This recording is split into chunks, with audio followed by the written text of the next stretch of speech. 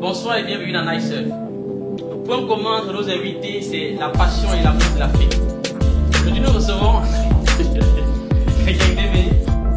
bien ça? C'est ça, Gendebe. Une rêveuse. Comme Martin Luther King a fait un rêve. Son rêve, celui de participer à la construction des Africains de demain. Africain, conscient de sa richesse culturelle et de son histoire. Et aussi, nous l'avons laissé dormir, qu'elle continue son rêve. Elle a aussi un rêve de voir les Africains être épanouis. Et son plus grand cauchemar, celui de voir les Africains déserter l'Afrique. Pour réaliser son rêve, elle pense qu'il faudrait passer par l'éducation, en inculquant à chaque famille l'amour de la lecture. Cet amour qui permettra aux gens de diminuer leur temps d'écran et ensuite de développer leur capacité intellectuelle. Aujourd'hui, nous avons réalisé un de ces rêves, celui de passer à Nice. Bonsoir. Bonsoir, bonsoir Yannick. Bonsoir. Merci de me recevoir. Nous avons aussi Patrick, un rêveur aussi. La seule façon d'empêcher Patrick de rêver, c'est de l'empêcher de dormir. Dernièrement, il a fait un rêve. Et dans son rêve, il a rêvé qu'il dormait. Il a dormi encore. Donc pour le réveil, il n'a pas eu de réveil dans son rêve. J'aime ce type de rêve. Ah, ok. Ça veut dire que c'est un rêve. Ah, super. Ah, ok, il a rêvé de quoi? Qui s'est réveillé de quoi? Oui, c'est du rêve que je rêve. C'est ça, c'est vrai. Ça arrive. Moi, ça Ça arrive, oui. Ça t'est pas encore arrivé. Pas encore. De rêver que tu es en train de rêver. J'ai rêvé que j'étais en train de rêver et je me suis rêvé du rêve. J'ai parlé du rêve et je me suis rêvé encore. Wow. Ouais. Ah. Tu vois, quand j'ai parlé de toi sans le savoir, c'est une vérité. Ouais, comment est-ce qu'on Mais réussit? ça veut dire que tu n'es pas un rêveur alors. Parce que si tu étais un rêveur, je crois que tu aurais déjà fait ce type de rêve. Et lui? Oui. Non, c'est clair que c'est pas un rêveur. Je ne parle que des rêves des gens. C'est clairement pas un Je rêveur. ne parle que des rêves des gens. Je suis celui qui aime écouter le rêve des autres. Ok. C'est la raison pour laquelle je suis là. Pour écouter, par exemple, tes rêves et comprendre, par exemple, comment est-ce que tu as fait pour commencer à rêver de la sorte. À rêver de l'Afrique. À rêver de l'Afrique. Je ne sais pas si je rêve de l'Afrique. Mais À rêver de quoi alors? Tu rêves de quoi? je rêve peut-être du Cameroun, je ne sais pas. Ok. Je dirais peut-être. Je rêve peut-être des enfants. Je rêve, j'ai une vision, j'ai une certaine vision pour le Cameroun que j'aimerais voir demain pour mes enfants et mes petits-enfants. J'ai une C'est vision. ça le rêve. Intéressant. Bien sûr. Elle dit bientôt. Que serait la vie sans vision? Tout commence par là. Ok. Il faut avoir une vision. C'est qu'on a l'œil de vision, non? Pour pouvoir travailler justement à atteindre les objectifs qui ont été fixés à travers la vision.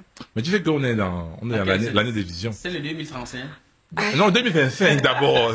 Tout le monde a la vision, on a non, peut-être. Non, on n'a pas encore le candidat de femme. Il faut que ça... Ouais, par exemple. Ça va, monsieur. Ça pourrait arriver. Est-ce que ce serait pas une grande surprise? On a de grandes politiciennes qui sont.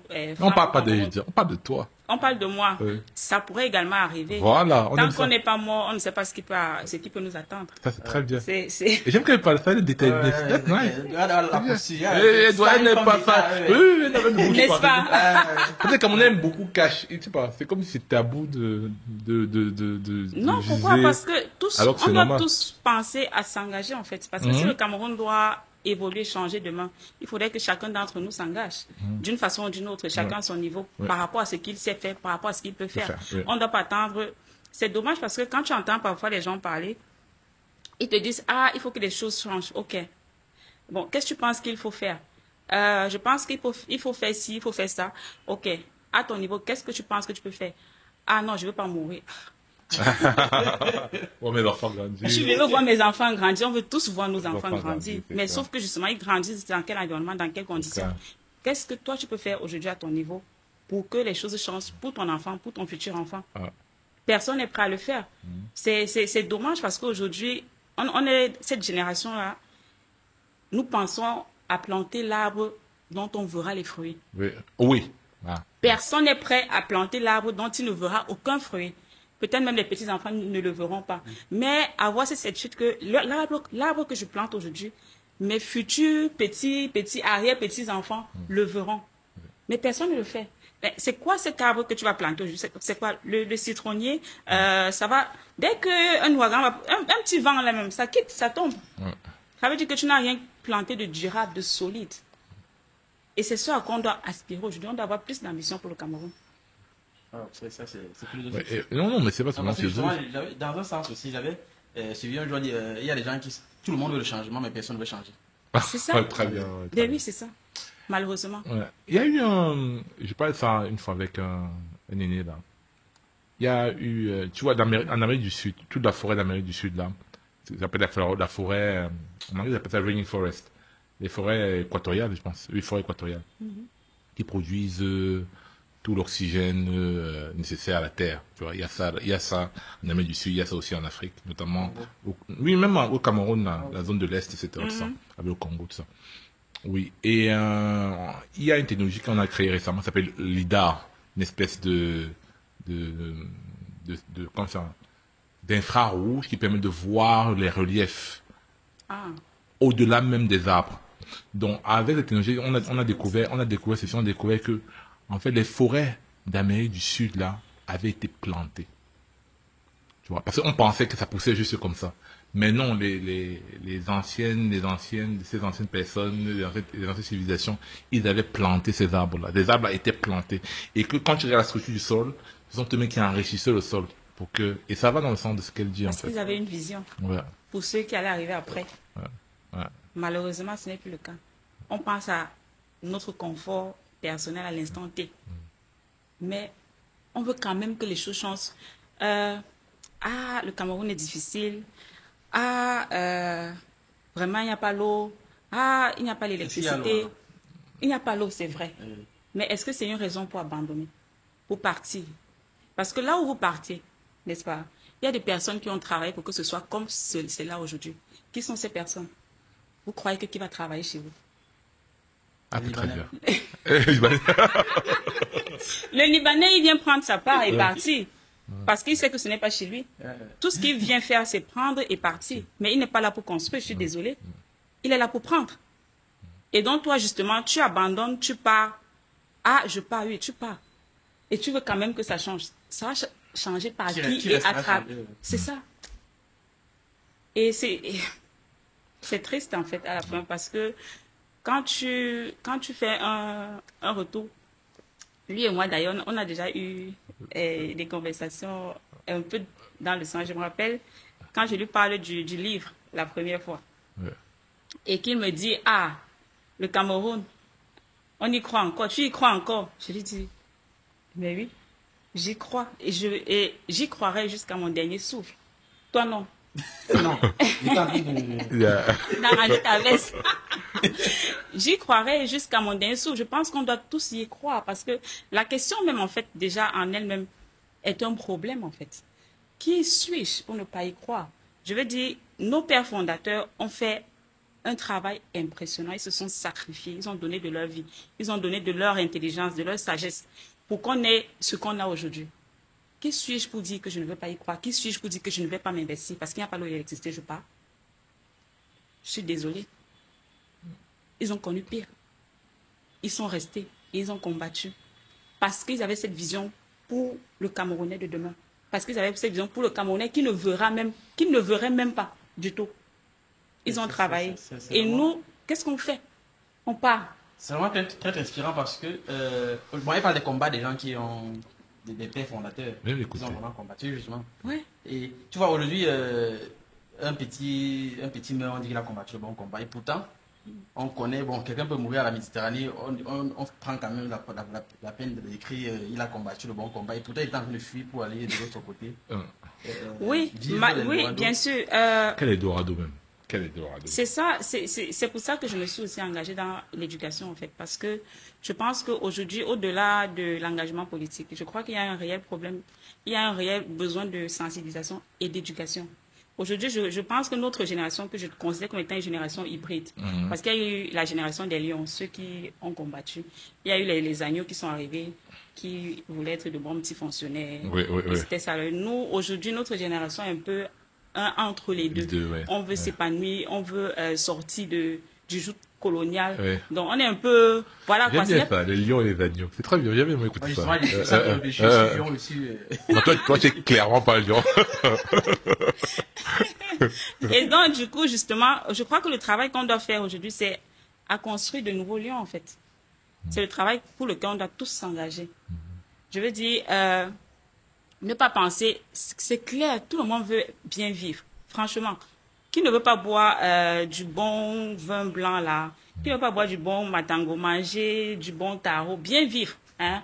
Et tout le monde veut le faire, sauf que on a un pays à construire, on a une génération à construire et il faut qu'on s'engage, ça ne va pas tomber du ciel. On aura beau prier du matin au soir, ça ne va pas le faire tout seul. C'est à nous de le faire.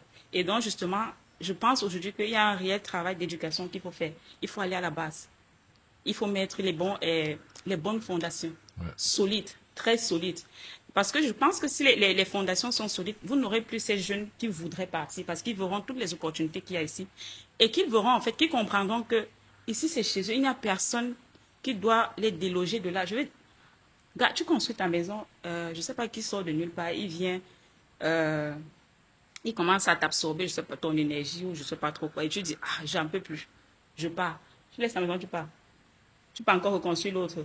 Quelqu'un d'autre vient encore. Il fait ce qu'il a fait, il te pique à gauche, te pique à droite, tu dis, pardon, je ne veux pas. Tu continues de partir. Tu seras dans un éternel recommencement. C'est ce qu'on veut pour nos enfants. Qu'ils partent, qu'ils se trouvent dans un environnement qui n'est pas le leur et qui n'a pas été conçu pour eux. Non, et qui ne le sera jamais. Parce que, quoi qu'on dise, ayez la nationalité canadienne tant que vous voulez. Gars, tu es Camerounais. Thierry, tu comprends, non? Thierry, tu es Camerounais. Aucun Canadien ne te considérera jamais comme tel. Et c'est normal. Ça n'a rien. Je veux dire, c'est pas le racisme. Ouais. C'est normal. Tu n'es pas Canadien. Tu es Camerounais. Et toi-même, que tu le veuilles ou pas, dans ta chair, tu ne te considéreras pas comme tel. Et du coup, tu es dans un environnement qui ne te correspond pas. Qu'est-ce que tu veux y construire si tu n'es pas dans un éternel recommencement? J'aimerais qu'on aille un peu en détail, en profondeur. Je vais faire l'avocat. Non, je vais pas faire l'avocat déjà. Non, je veux qu'on aille un peu... je veux qu'on aille savoir d'où... Parce qu'elle parle tellement... Son discours a tellement de force. On pourrait même y croire. C'est pour ça que je mais non, mais j'arrive. Non, j'y crois d'ailleurs. D'où est-ce que ça vient, cette passion d'Afrique? Je veux pas spill the beans, mais est-ce que ton, comment ça? Est-ce que tu as vécu au Cameroun? Je suis née, j'ai grandi au Cameroun. Je suis camerounaise de toutes les façons et je suis partie. Je suis partie justement comme beaucoup de ces jeunes qui partent et qui rêvent justement de l'Eldorado. Et... Tu nous conseilles de ne pas partir? Pardon? Tu nous conseilles de ne pas partir? Je suis partie, j'ai vécu, j'ai vu. Et justement, c'était tellement une évidence pour moi que je crois que quand je suis arrivée en Europe de l'Ouest précisément, j'ai été convaincue que je vais rentrer. Qu'il était impossible pour moi justement d'éduquer mes enfants dans cet environnement-là. C'était clair pour moi d'une façon ou d'une autre que j'allais rentrer chez moi. Et que justement le vrai travail, c'était à faire là-bas en fait. Si je voulais impacter, si je voulais contribuer, si je voulais apporter ma contribution. Ouais, Facebook, ok, c'est bien, c'est intéressant. Mais c'est sur le terrain en fait. Il faut aller à la rencontre des gens, il faut parler avec eux, il faut comprendre leurs problématiques. Il faut que le Bensikino te cogne à gauche et à droite, que tu comprennes quelles sont les réalités du Cameroun. Et quand je regarde même pas avec un peu de distance, n'est-ce pas, aujourd'hui, qu'est-ce qui dans ta construction philosophique, idéologique, éducation, etc., a fait que aujourd'hui, même lorsque tu étais en Europe de l'Ouest, comme tu dis, tu as voulu rentrer, parce qu'on connaît des gens qui vivent en Europe de l'Ouest ou de l'Est et qui ne veulent pas rentrer au Cameroun. Moi, j'en connais, tu en connais certainement, et j'en connais plein. Que pour eux, le pays... Une anecdote. J'ai un gars là... C'est parti. J'ai un gars là que j'ai croisé à Paris. Il avait fait... Attends. Il avait fait quoi? Tu as fait l'Europe aussi? Non, vraiment, façon, oui, façon truc. C'est pas important dans ma vie. C'est pas important. J'ai croisé à Paris. Il avait fait peut-être 2 ans à Paris, je pense. 2 ans, tout cassé à Paris, 2 ans tout cassé. Je lui dis que tu vas rentrer quand, machin, etc. Il me dit que non, si ses parents... Il m'a dit textuellement ceci. Que si ses parents n'étaient pas au Cameroun, ils ne reviendraient plus jamais. Ils sont nombreux, j'en connais aussi. Quand ce que j'en ai dit, il m'a dit que ses parents n'étaient pas au Cameroun, ils ne reviendraient plus jamais. Pourquoi? Il a eu un travail, il avait 2000 euros. Et puis, il a acheté un pavillon, là. Tu sais, comme en Europe, on te donne la maison, tu payes pendant 150 ans, là, et pour dire, il y a des gens qui sont, moi, je comprends pas ça, mais il y a des gens qui sont dans des trucs. J'ai quand même envie de te demander, est-ce qu'il avait des enfants? Non, il venait juste de se marier. Il venait juste de se marier. Avec une fille aussi, camerounaise, qui a fait des études de médecine au Sénégal, et qui arrive aussi à Paris, en France, oui. Donc, en fait, moi, je dirais des Africains, quoi. C'est-à-dire, moi, je peux comprendre, genre, et ce qui est bête, c'est que souvent, ce sont les gens qui ont vécu longtemps en Europe, qui veulent souvent rentrer, hein.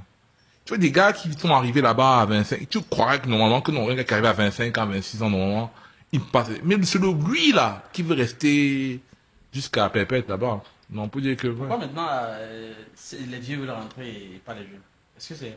Est-ce que l'Afrique, c'est le cimetière? Ça revient un peu à ce qu'on fait ici dans les villes, dans les villages, par exemple. Enfin, et il faut pas voir ça comme ça. Je pense plutôt que le problème, en fait, c'est que ces personnes-là, ce sont des personnes qui veulent rentrer depuis longtemps. Mais malheureusement, on a en idée que si on n'a pas construit 5 immeubles au Cameroun, on ne peut pas rentrer.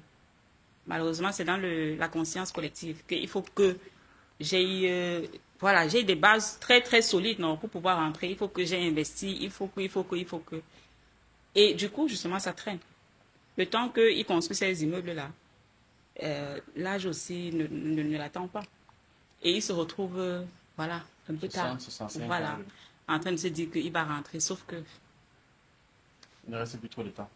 C'est ça. Voilà. Et souvent aussi, les gens veulent rentrer en Afrique avec la position de contre-maître. C'est-à-dire qu'il y a dans l'imaginaire de beaucoup de gens qui sont en Europe, ils ne peuvent pas accepter de revenir en Afrique et être une personne lambda.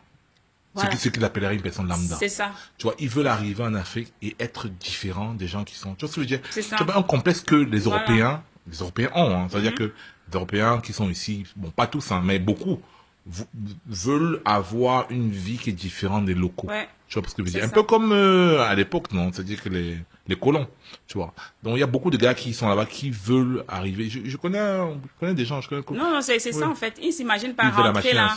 Ils lui font un chauffeur. Ils s'imaginent pas monter sur le Bensikin. Ils ne s'imaginent pas vivre, dans les quartiers un peu. Alors que là-bas, ils servent le métro. Ils servent le métro. Oui, c'est vrai, non? Ils servent le métro. Non. Ils sautent même sur le métro, etc. Mais ici, quand on arrive ici. Donc, justement, voilà les blocus que les gars ont parfois. Ils ont parfois ce type de blocus-là et ils attendent d'amasser pour pouvoir avoir ce confort-là au pays avant de rentrer. Sauf que le temps d'amasser là, après, les choses changent en cours de route, malheureusement. Les gars rentrés, pardon. On a besoin de vous ici. On a besoin de la diaspora africaine pour développer l'Afrique. Parce que l'Europe est déjà... C'est saturé. Ouais, c'est saturé. Bon, et puis tout est à refaire ici, en fait. Oui, en même temps. Les mentalités, les coupures. Comment tu as fait pour rencontrer le Cameroun depuis l'étranger? Bon, rencontre avec le Cameroun. Ouais, c'est ça le paradoxe, parce que nous sommes nombreux qui vivons aussi, ici au Cameroun et on n'a aucune idée du Cameroun. Aucune idée. On dit, on est Camerounais, machin. Ça fait pas longtemps que j'ai découvert le site de Bimbia, par exemple. Je savais pas que ça existait. Je savais pas que les esclaves étaient passés. On en avait entendu parler, il y avait marché des esclaves, mais je savais pas où c'était, en fait. C'était comme si c'était en passant. Il y a aussi à Daïdo en passant. Les esclaves, il y a Daïdo aussi. Exactement, à Douala. C'est ce qui est fou par rapport à cette histoire d'esclaves. Les gens vivent à Douala comme si c'était... Donc, quand il est à bon, c'est pour que les autres comprennent, c'est pas genre Oui, mais non, mais il y a des listes de cargaisons. C'est-à-dire que tu peux taper sur Internet. Hein. C'est-à-dire que tu peux trouver des bateaux portugais qui étaient du Cameroun. Tu peux savoir ceux qui sont partis de Bimbia, ceux qui partaient de Douala, etc. Ils avaient tout est noté. Exactement. Sauf que justement, on ne les connaît pas. On ignore complètement tout de notre pays. Il y a des personnes qui vivent ici qui pensent qu'à Maroc, par exemple, les gens vivent encore dans les huttes. alors que c'est une grande ville. Tu vois un peu. Donc c'était... et malheureusement, il a fallu que je parte de chez moi pour apprendre à connaître ma maison, en fait. C'est triste. Et c'est ce qu'il faudrait qu'on évite aujourd'hui pour la génération qui vient après nous. Il faudrait qu'on leur donne un peu plus que ce que nous avons reçu. C'est là où j'ai fait l'avocat du diable. J'attendais ça. J'ai fait l'avocat du diable. Non, je suis solidaire de toutes les démarches des proches à moi qui font aussi tourisme au Cameroun, tout ça. La visée de découvrir le Cameroun, c'est-à-dire que le côté touristique du Cameroun, pour tomber amoureux de sa patrie. Mais bon, le tourisme, n'est-ce pas, le tourisme, parce que bon, de toute façon, même à Douala, il y a des gens qui sont jamais allés au comptoir colonial ici, voilà. Donc, voilà. Mais ils sont camerounais, ils ont l'expérience du Cameroun. Est-ce que c'est... Ils ont le cas d'électeur. Aussi peut-être, ou pas, d'ailleurs. Mais ce que je veux dire, c'est que, est-ce qu'on revendique le Cameroun à travers les paysages ou les cartes postales, ou bien c'est une expérience? Ah non, voilà. Ah non. Voilà. En ce qui me concerne, ce n'est pas le cas en fait. Voilà. Je pense que quand je parle de rencontrer le Cameroun, au-delà des sites, le Cameroun est un très beau pays, malgré le fait qu'il n'y ait pas de route, je sais. Au-delà justement des sites touristiques qui attirent les étrangers ici et là, c'est surtout de transmettre cette mémoire aux enfants, de leur rappeler que vous venez d'un peuple de combattants. Les Camerounais sont des combattants. Quand on dit qu'on est des lions, ce n'est pas un hasard. C'est parce qu'il y a eu ceci, c'est parce qu'il y a eu cela. Voilà ce qui s'est passé. C'est transmettre, cette richesse-là, en fait. Pourquoi nous sommes des lions? Moi, je veux savoir. Déjà, pas lui. Pourquoi nous sommes des lions? Je pense qu'en Afrique noire, il n'y a pas beaucoup de peuples qui aient pris des armes pour lutter contre pour lutter pour son indépendance. Le Cameroun fait pas, je crois qu'il est le seul d'ailleurs en Afrique francophone noire. Et c'est quelque chose de grand. Il faut que nos enfants comprennent qu'on n'a jamais accepté cet état-là et qu'on ne nous l'a pas offert. Non. On s'est battu pour l'obtenir et on a gagné d'une certaine façon. Même si après il y a des personnes qui sont venues signer n'importe quoi, sauf que il y a en prélude eu un travail énorme qui a été fait sur le terrain par nos pères fondateurs. Et c'est ça qu'il faut transmettre aux enfants. Leur dire que c'est possible. Leur dire qu'il est possible de réaliser ci, il est possible de faire ça. Si on s'unit, si on travaille ensemble et si on se bat pour ça. Je suis une rêveuse, comme tu l'as si bien dit, parce que il y a cette citation de comment il s'appelait encore, le pays des hommes intègres. Sankara. Sankara, il disait que le réalisme est triste. Je préfère le rêve. C'est beau. Le rêve, c'est par le rêve, c'est le rêve qui a permis justement à des hommes de se dresser, de croire en leur victoire et de vaincre effectivement. Parce qu'aujourd'hui, justement, quand tu vas dire aux gens, c'est comme si être rêveur, c'est devenu une insulte. À quel moment est-ce que le rêve est devenu une insulte? Je vais dire, tout part du rêve. J'ai le droit de rêver d'un meilleur Cameroun. J'ai le droit de rêver d'un Cameroun où mes arrière-petits-enfants auraient un environnement meilleur que celui que nous avons aujourd'hui. J'ai le droit de rêver que c'est possible. Et j'ai le devoir de mettre les actions concrètes en place. Et c'est le devoir que chacun d'entre nous doit avoir. De mettre les actions concrètes en place pour aller à la direction de ce rêve-là. Quelle est la place de l'histoire? Parce que je pense que dans ton plan d'action, du moins, c'est que les Africains doivent être conscients de leur histoire et de leur richesse. Oui. Selon toi, quelle est la place de l'histoire dans ta démarche? L'histoire, c'est ça qui forge un homme. On a beau dire, ah oui, on était des grands conquérants avant, c'est passé, on est dans le présent. Sauf que justement, c'est le passé là qui te construit. C'est le passé là. Quand vous avez... Pourquoi vous croyez que les Occidentaux nous donnent des livres où ils racontent des histoires de leurs grandes victoires, de leurs grands héros, c'est ça qui façonne l'esprit de l'enfant. L'enfant s'identifie à cet homme-là, à ce grand-là, et il se dit, c'est possible pour moi. Si mon arrière a pu le faire, moi aussi je peux le faire. Oui. C'est important. C'est important aujourd'hui pour nous de transmettre cette histoire, notre culture aux enfants. Toute chose à laquelle ils peuvent s'identifier, c'est ça qui va leur forger. Parce que quand tu leur transmets quelque chose, j'ai failli dire quelque chose, mais je risque de fâcher les chrétiens. Okay. Non, vas-y. Sauf que quand tu leur parles d'un ancêtre ce n'est pas diriger, d'un ancêtre qui a la peau blanche, à laquelle ils ne peuvent pas s'identifier. Ils vont peut-être lui réciter, sauf que concrètement, comment ils touchent ça du doigt? Car il ne me ressemble pas. Il me sauve comment? Il n'est pas... je veux dire, et alors que quand tu reviens avec lui, et que tu lui parles de façon concrète, voilà tel. Voici Oumniobé. Dernièrement, je suis allée rendre hommage à Oumniobé à Izeka. Et donc, quand je rentre, justement, j'en parle à mes enfants. Elle me dit, ah, maman, tu étais où? Pourquoi je suis allée là-bas? Parce que je voulais lui dire merci. Pourquoi? Qu'est-ce qu'il a fait? Et je leur parle. Et c'est important de le faire. Ah, maman, oui, je vais repartir avec vous. Mais il fallait que j'aille d'abord seule. Il faut reconnecter les enfants à leur histoire, à leur culture. C'est très important. Ça forge le Camerounais de demain. Qu'est-ce qui manque dans les programmes scolaires aujourd'hui que tu penses qu'il faudrait ajouter? Oh, ça c'est une autre histoire. Ça c'est déjà politique. Je ne peux rien contre la politique.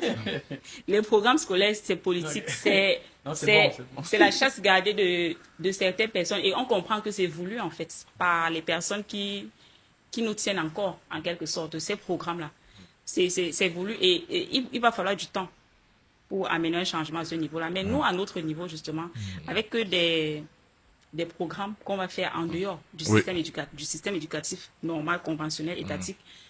C'est dans ces programmes-là alternatifs où on pourra effectivement apporter des choses nouvelles et importantes aux enfants, en fait.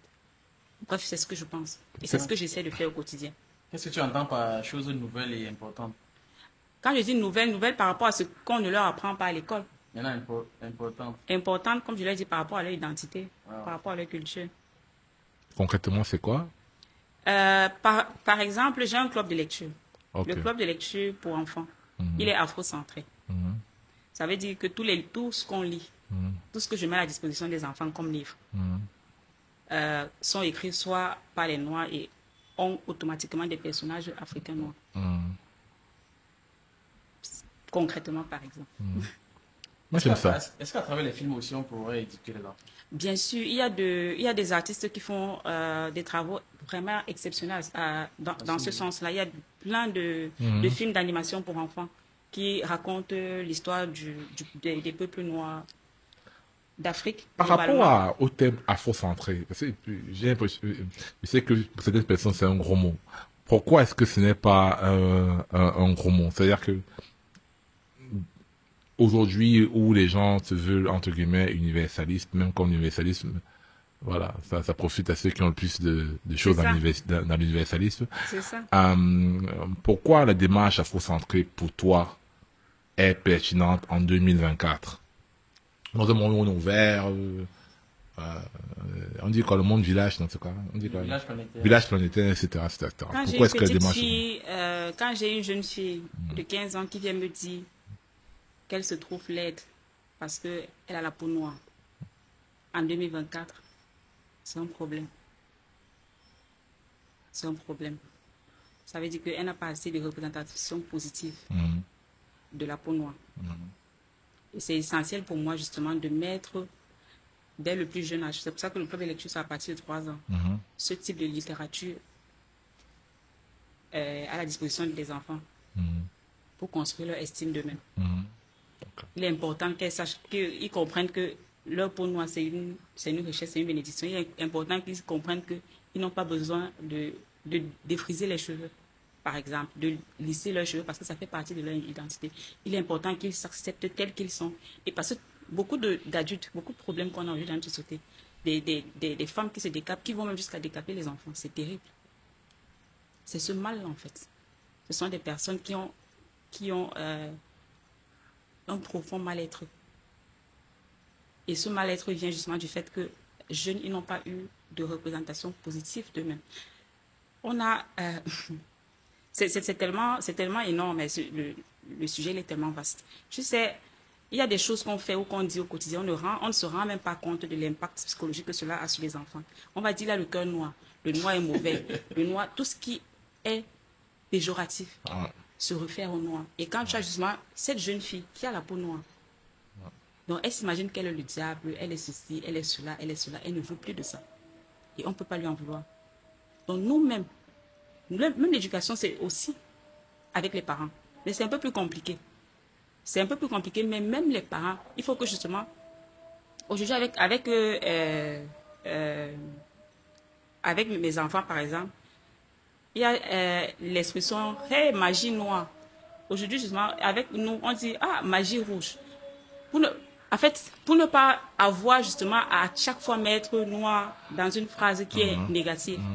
Tu vois un peu. Et c'est un travail constant. C'est un travail que chaque adulte doit pouvoir faire et c'est un travail qu'on doit mettre en place pour les enfants. C'est pour ça que Afro-Centré est important pour moi, en fait. Il faut que ces enfants puissent se construire, qu'ils puissent construire leur identité. Ce n'est pas pour se fermer. Nous sommes tous des êtres humains, nous venons tous du même créateur, blanc, noir, jaune et autres. Ça n'a rien à voir, c'est juste de prendre le temps de se construire nous-mêmes pour avoir assez de force pour s'ouvrir. Il y a des gens qui disent qu'on ne sort pas du même créateur. Bon, ça fait d'autres discussions. Bon, c'est bien de bien s'enraciner pour s'ouvrir dans le monde. Il faut avoir les racines bien profondes. C'est ça. Des racines et des ailes, ce que les juifs disent. C'est ça. Les racines et des ailes. Des racines et des ailes. Des ailes, ok. Les racines pour s'enraciner. Les racines et des ailes pour voler. Ah, ok. C'est ça. C'est très bien dit. Et maintenant, là c'est vrai que la lecture est très importante. Ah, ça, c'est de toutes les façons. On nous a dit que l'homme noir n'aimait pas lire. C'est faux. Je suis contre cette idée-là. De toutes les façons. Mais dans la culture populaire, il faut quand même accepter. Non. Parce que moi, je ne peux pas accepter parce que... J'arrive. Moi, je vais encore faire l'avocat du diable. Moi, ma culture... J'ai écrit ça plusieurs fois. Le réalisme, moi, je suis de l'école du réalisme. Parce que je pense que le rêve, l'utopie, c'est bien. Mais c'est le réalisme qui permet d'arriver. Mais c'est pas ça le sujet. Revenons à la question du noir qui, d'un point de vue factuel, aujourd'hui, dans la culture populaire camerounaise, tu vas en entreprise. Je me souviens, j'avais une discussion avec un monsieur qui me remplace encore, une directeur dans le... Il ne lit pas. La majeure partie des gens au Cameroun ne lisent pas. À part, ils ne lisent pas. C'est-à-dire que les gens ne lisent pas. Les gens ne lisent simplement pas. Les choses que les gens lisent, ce sont les manuels, comment faire quelque chose, comment faire ceci, les mails, ou bien les livres d'entreprise, ou bien maintenant les livres de motivation pour avoir l'argent. Mais les gens ont perdu le sens de la lecture. C'est-à-dire que d'élever l'esprit. C'est-à-dire que prendre son esprit d'un point A et l'amener au point B. Aujourd'hui, ceux qui lisent, la petite quantité qui lisent, sont ceux qui lisent de manière très didactique, non? On lit quelque chose pour faire quelque chose de précis. Un peu. Oui. Mais on ne peut pas quand même nier qu'aujourd'hui, beaucoup de gens ne lisent pas. Oui, on peut pas nier qu'aujourd'hui, la culture d'aujourd'hui. Oui. En fait, ce avec quoi je suis contre, c'est qu'on dise que les Noirs n'aiment pas lire. Comme si c'était quelque chose qui était lié à l'homme noir. Pourtant, c'est faux. Tu sais, la lecture, c'est quelque chose. La lecture n'est pas innée. La lecture n'est pas naturelle chez l'être humain. La lecture, c'est une compétence qui s'acquiert. C'est une compétence qu'on acquiert à force d'apprentissage. On cultive, en fait, l'amour de la lecture. Si tu me dis, on n'a pas cultivé l'amour de la lecture chez beaucoup d'Africains, je te dis oui, c'est vrai. Mais si tu me dis, les Africains n'aiment pas lire, les Occidentaux, là, je dis c'est faux. Malheureusement, tu sais, quand tu prends, malheureusement, je vais encore te déranger là. Si tu prends le cerveau, si tu prends le cerveau de quelqu'un qui n'a jamais appris à lire et le cerveau de quelqu'un qui a appris à lire, c'est différent. C'est clair. Dans le cerveau de celui qui a appris à lire, il y a une aire qu'on appelle l'aire visuelle des mots. Okay. Chez l'analphabète, il n'a pas ça. Okay. Parce que c'est une compétence que tu acquiers. Ça se cultive. Super. Tu apprends. D'accord. Et si, donc justement, on n'a pas cultivé cet amour de la lecture chez les enfants, chez les jeunes enfants, si on ne met pas à leur disposition des livres dès le plus jeune âge, c'est normal, puisqu'ils ne connaissent pas ça. C'est normal. Quand tu vas en Occident, par exemple, beaucoup de familles, tu arrives, les livres sont versés. Les livres sont super moins chers. Parce que justement, c'est une culture, en fait. Très jeunes, ils mettent cela à disposition des enfants. Et plus tard, quand tu as appris à lire, tu lis, même quand tu ne veux même pas, tu lis. Tellement, c'est quelque chose qui s'est ancré, en fait, dans ta routine, dans ton quotidien, ce qui n'est pas le cas chez nous. Les gars, chez nous, ont encore l'argent pour pouvoir acheter le riz au marché. Non, ce que je veux dire, ce que je veux dire. Et peut-être là, bon, on se sera interprété comme ça sera interprété. Tu es d'accord avec moi que aujourd'hui, il y a ce qu'on appelle l'épigénétique, c'est-à-dire que c'est la science, on a découvert que ton ADN se code aussi pendant ta vie, c'est-à-dire que pendant que tu vis, ce que tu fais modifie ton ADN. Tout à fait. Et tu es capable de transmettre ça à tes enfants. C'est la base de ce qu'on appelle l'évolution, la théorie de l'évolution. Donc ça veut dire que quoi? Ça veut dire que si on prend ce que tu viens de dire et tu abondes dans mon sens, ça veut dire que tu dis que oui, effectivement, il y a un air des mots qui est développé chez un parent lorsqu'il dit, par exemple. Ça fait que c'est codé dans son ADN et il est capable de transmettre aux enfants. Tu vois ce que je veux dire? Attends. Il est capable de transmettre aux enfants. Pas la lecture. Non, pas cette terre-là. Tous les habitudes. Non, je veux dire que pas cette terre-là dans la mesure où si c'était possible, n'est-ce pas? C'est que même les Occidentaux, quand les enfants naissent, ils l'ont déjà. Mais tout enfant aujourd'hui qui naît, en fait, ça n'existe chez personne. Non, ce que je veux dire, c'est que on ne peut pas nier. Oui. Pas besoin de combat ou bien d'égalité maximale entre les races, mais c'est pas quoi que ce soit, machin, etc. Moi, je pense qu'il y a des cultures. On peut ce que je veux dire. Il y a des cultures qui sont peut-être par rapport à un horizon que nous sommes fixés, qui sont plus évolués que d'autres. Oui. Et il faut accepter ça. Parce que moi, je suis contre le discours qui vise à faire croire que nous sommes tous sur le même point d'égalité par rapport à nos objectifs. Je dis bien par rapport à nos objectifs. C'est-à-dire que si l'objectif du Cameroun, ce sont les adductions d'eau, il y a des gens qui sont plus avancés que nous par rapport à l'adduction d'eau. Ça ne veut pas dire qu'ils sont suprêmes par rapport à nous, mais ça veut dire que quand même que si on veut avoir les adductions d'eau, on doit quand même aller à l'école de ces gens-là. Tu vois ce que je veux dire? Ça ne nous infériorise pas. Parce que je tiens vraiment à enlever la question de compétence avec la question d'humanité. C'est parce que je suis pas compétent quelque chose que je suis moins humain que toi. On est d'accord. Tu vois ce que je veux dire? On est d'accord. Parce que moi, je voulais dire que même si les Noirs ne lisent pas, ça ne leur enlève pas leur humanité. Du tout. Ça ne fait pas qu'un blanc est supérieur à eux. Maintenant, si nous, on veut, dans notre direction que on se tient, avoir une nation où les gens sont lettrés, etc., on dit que oui, allons à l'école, de la lecture. Et je pense que c'est une erreur, entre guillemets, que moi je vois dans beaucoup de clubs de lecture, qui est fondamentale, où on a plutôt une approche qui est racialiste de la chose. Au lieu d'avoir une approche qui est purement sectorielle et dit que ces gens-là savent lire, ils essaient de lire. Qu'est-ce qu'ils ont fait? Comment est-ce qu'ils ont fait? Tu vois ce que je veux dire? Pour arriver à cela. Tu vois un peu? Parce que quand on décide de faire ça, l'approche est différente. L'approche est différente. On pourra parler des déclinaisons. Lui et moi, on a parlé de ça. J'ai parlé des points qui lui, il a sauté un jour il a sauté quand j'ai parlé, par exemple, que, bon, ça dépend de ce qu'on veut faire avec un enfant. Mais si un enfant veut faire la science, commencer à parler, Léondo, jusqu'à 5 ans, bien parler mon patois, là, Bakossi, jusqu'à machin, etc. C'est pas forcément la meilleure des choses. Et les études le montrent. Que plus les enfants utilisent un langage qui n'est pas, qui n'est pas codé, par exemple, pour la science. Peut-être que tu le feras. Moins ils ont les capacités de pouvoir évoluer dans cette science-là. Tu vois ce que je veux dire? Notamment l'apprentissage de l'anglais, etc. Or, aujourd'hui, dans la question de la lecture, les gens confondent. Les gens veulent forcément que non, les enfants doivent lire, machin, etc. Alors que souvent, c'est antithétique avec le but d'avoir une nation d'enfants qui sont très bons en sciences, très, tu vois ce que je veux dire? Oui. Mais ils sont bons en sciences. Tu sais, ils sont bons en sciences, ça passe par la lecture, non? Oui, c'est ce que je viens de dire. Oui. Mais pas forcément la lecture. Non, bon. Attention.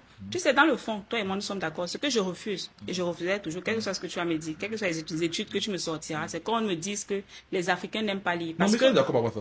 Parce que de toutes les façons, à répéter cela tous les jours, les gens finissent par percevoir cela comme normal, en fait. Que, de toute façon, nous, on n'aime pas lire. Donc, je suis dans la norme. Non. Tu peux lire, tout le monde peut lire. Il faut... Bon...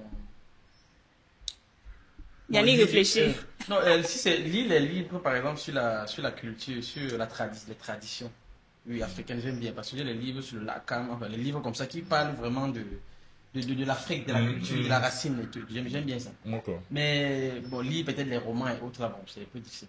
Le problème avec nous, je crois, à un moment, c'est qu'on a dirigé en fait le type de lecture qu'il fallait obligatoirement faire. C'est clair. Il faut que tu lises ci, il faut que tu lises ça, sinon tu n'es pas ci ou cela.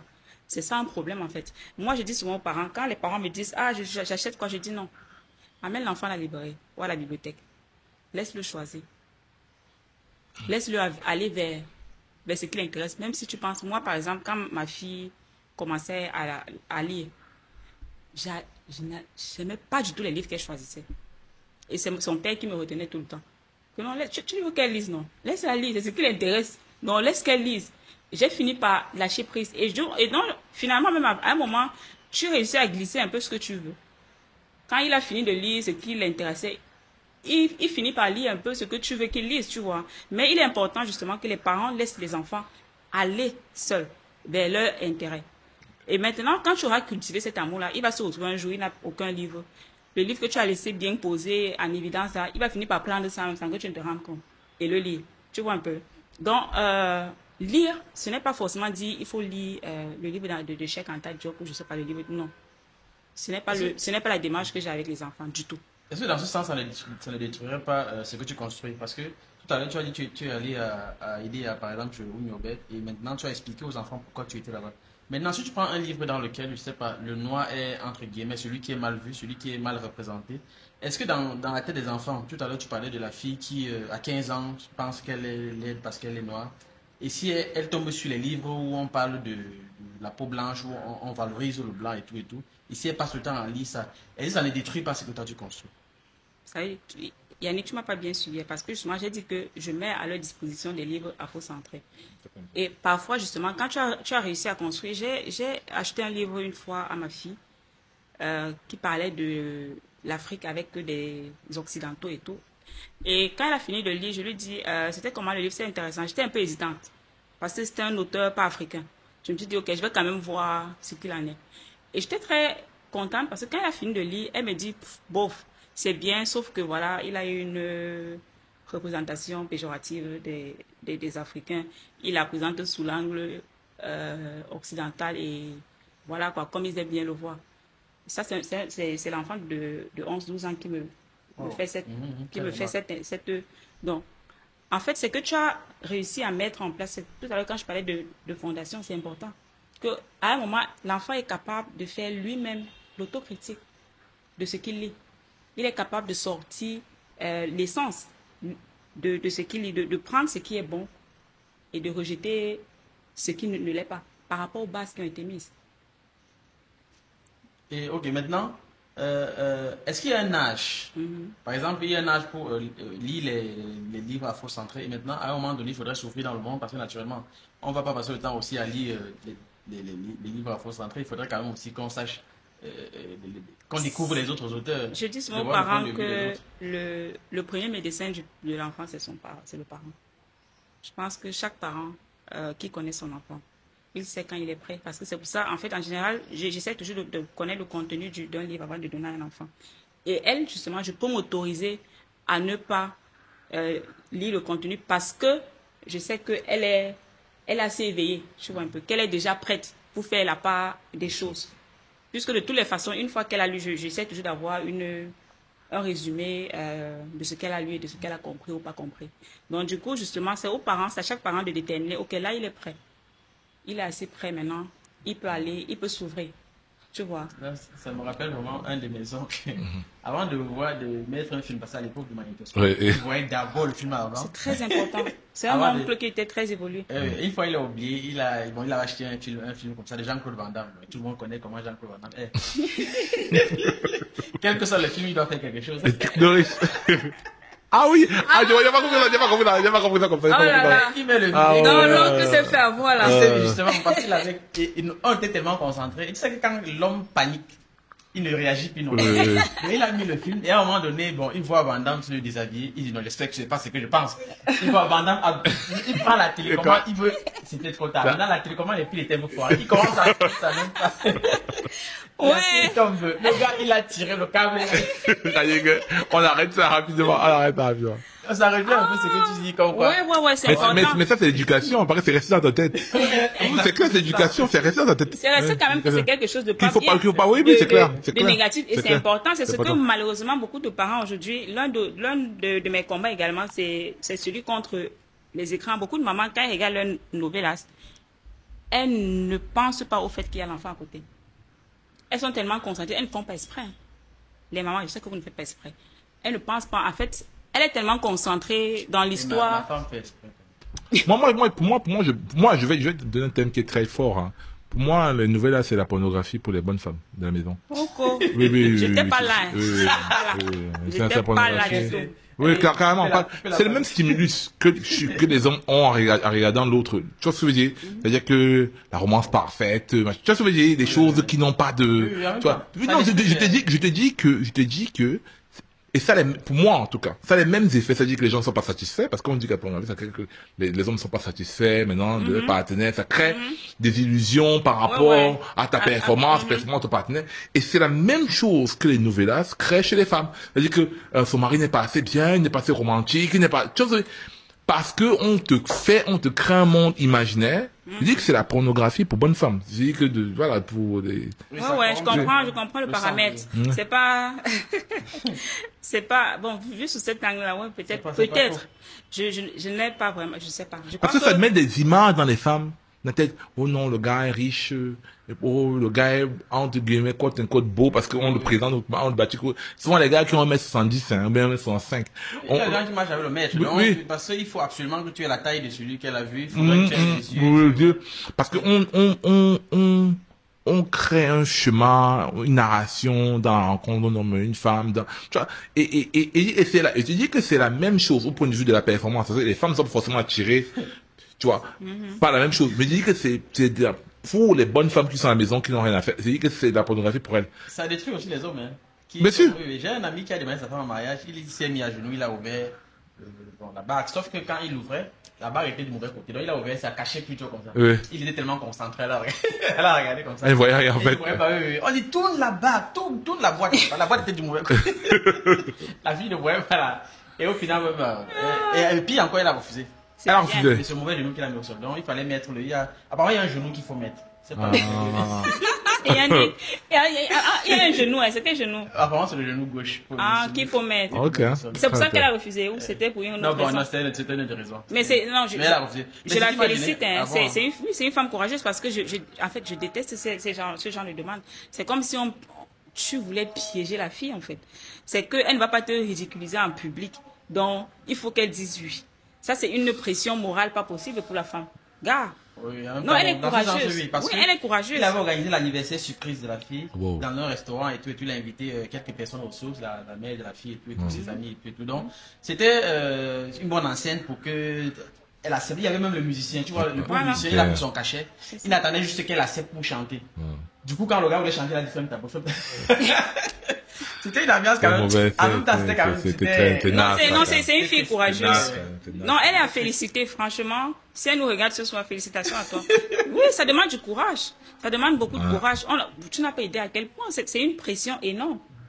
Gars, est-ce que si vous voulez même faire ça, essayez même de demander un peu avant. Essayez un peu de mettre quelques grains pour savoir si la personne est disposée, est prête à sauter le pas avec vous. Ne venez pas mettre les gens devant comme ça sur quoi. On sent rien qui a refusé ça. Je crois que quand il y a des gars qui se sont mis à genoux, qui vont voir ça, qui vont dire que voilà, elle n'a pas changé d'avis. elle était sérieuse et... Elle met un genou au sol, ça ne donne pas, elle dit non, il dit pardon. Elle dit pardon. Elle dit non. Elle dit non. Je ne me sens pas concernée. Moi, je pense qu'il y a des gars qui restent parce que la manière à laquelle elle dit ça avec son regard, elle croit pas, mais bon, je sais pas, c'est compliqué quand même. Bon, il y a des gens qui ont des problèmes émotifs, tout ça. C'est quand même une mauvaise lecture de son partenaire quand même. C'est une lecture. Elle veut dire, tu penses que la personne veut se marier avec toi, mais en fait, tu es complètement à la boue, en fait. Tu ne comprends rien, en fait. Tu sais, parfois aussi, les gars sont, comment dire, vicieux. Ils te sont en train de partir. Et ils se disent que c'est la dernière chose qu'ils doivent faire pour te retenir. Encore. Parfois. Ah. C'est ça. C'est qu'il sent qu'il est en train de perdre. Ah oui, et il fait seulement. Il fait ah oui, justement pour te contrôler, en fait. Voilà. C'est ça. Tu vois un peu. Ouais. Donc, il y a tellement de cas. Et... Mais il y a aussi des victimes. Hein. Il y a des gars qui, les filles ont un tourlou, puis ils pensent la fille est vraiment avec lui, alors que, je suis pas alors qu'elle le d'accord, gère. Quand tu parles de victimes, moi, je dis toujours. Alors qu'elle le gère.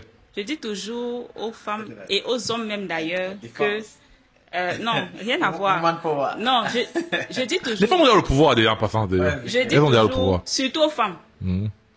Tu sais. Tu sais, tu choisis de regarder ailleurs. Mais quand quelqu'un n'est pas avec toi, tu sais. Je suis persuadée de cela. Tu as des signes que tu ignores. Tu as des signes qui te font... Il y a tellement de... Mais tu fais une bonne position morale pour refuser. Hein. C'est ce que je dis là. au quotidien, qui te font justement sentir que... Mais la question c'est que pourquoi est-ce que tu dis, on sait pas qu'on arrive à ça, mais pourquoi est-ce que tu ne dis pas au quotidien? Non, pourquoi est-ce que lorsque le gars t'invite au resto, tu viens? Pourquoi est-ce que souvent vous vivez peut-être ensemble? Ouais, là, pourquoi est-ce que tu ne... Gars, dans la vie, chacun poursuit ses intérêts. Ok. C'est à toi de poursuivre les tiens.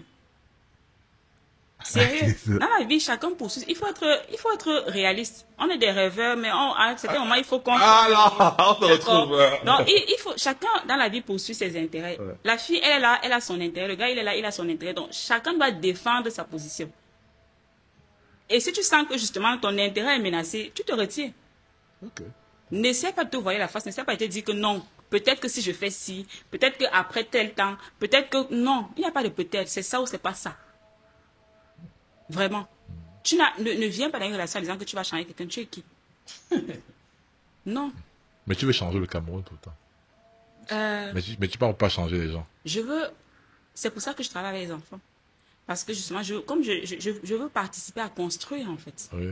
Parce que je veux mettre à leur disposition des outils qui vont leur permettre de se construire. Et j'espère, et c'est ça le rêve, c'est que j'espère que justement ce travail va permettre qu'ils aillent dans la direction souhaitée, bien entendu. Voilà. Non, apparemment, l'un des obstacles à ce rêve-là, ce sont les écrans. Comme tu disais, il faut diminuer le temps d'écran et tout. Et avant qu'on arrive sur le sujet du mariage, tu parlais des femmes qui regardent nos villages avec les enfants sans le vouloir. Exactement, c'est un gros défi de notre société actuelle. C'est terrible, c'est terrible. On le réalise. Je l'appelle l'épidémie silencieuse en fait. Elle est en cours et belle dépression. Elle est en cours depuis de nombreuses années. On la regarde, on fait semblant. Voilà, on fait semblant de ne pas la voir. On jette le regard de côté. On ne se sent pas responsable de ce qui se produit parce que quand tu vas dans, on en parlait tout à l'heure. Quand tu vas dans les écoles, on dit oh, il y a eu la violence, oh, tel enfant a fait ceci, oh, tel enfant a fait cela. Mais on passe le temps, on va sortir l'enfant de l'école, c'est pour aller mettre là-bas. Là-bas, il y aura tel autre, on va sortir, on traite les symptômes. Personne n'a le courage de poser le bon diagnostic. Quelle est l'origine? Pourquoi cet enfant agit comme il agit? Quelle en est la cause? Et malheureusement, les écrans sont pour beaucoup. J'ai eu animé des ateliers avec de jeunes enfants, des préados. Et ce que les enfants te disent, c'est terrible. C'est terrible. Tu as un enfant qui te dit que il veut devenir militaire parce qu'il aime voir le sang. Il veut tirer, il aime ça. Quand il voit le sang, c'est beaucoup, ça lui plaît. Et en échangeant avec lui, je réalise que c'est un enfant qui passe des heures devant les écrans sans aucun adulte à côté, sans quelqu'un de responsable à côté. C'est un enfant qui joue à des jeux vidéo violents, des jeux vidéo avec voilà, des combats et tout ça. Les jeux vidéo de moins de 16 ans, il a quel âge? 10 ans. Et il n'y a personne pour contrôler ça. Et demain, quand cet enfant va aller à l'école avec un couteau, parce qu'il veut voir le sang, qu'est-ce qu'on va dire? Que l'école n'est pas bien. Il faut qu'on ait le courage de prendre notre part de responsabilité. À un moment, il faut qu'on se dise, ah, là, c'est la merde. On est en train de rater quelque chose avec ces enfants-là. Mais on est tellement scotchés à nos écrans aujourd'hui, nous-mêmes les adultes, on a du mal à décoller. Combien de fois les enfants? En fait, ce n'est pas l'écran forcément en soi qui est mauvais. C'est ce qu'ils regardent. Et parfois, malheureusement, les parents, les mamans qui restent à la maison, désolé les mamans, je n'ai rien contre vous du tout. C'est que c'est très souvent les mamans dans notre société qui restent à la maison avec les enfants. Dès l'enfant a déjà 3 mois. Tchac, on met la télé, on le met dans sa chaise, on va à ses occupations. Sauf qu'à cet âge-là, le cerveau de l'enfant est malléable. Il est en train de se construire. Il crée de millions de connexions neuronales.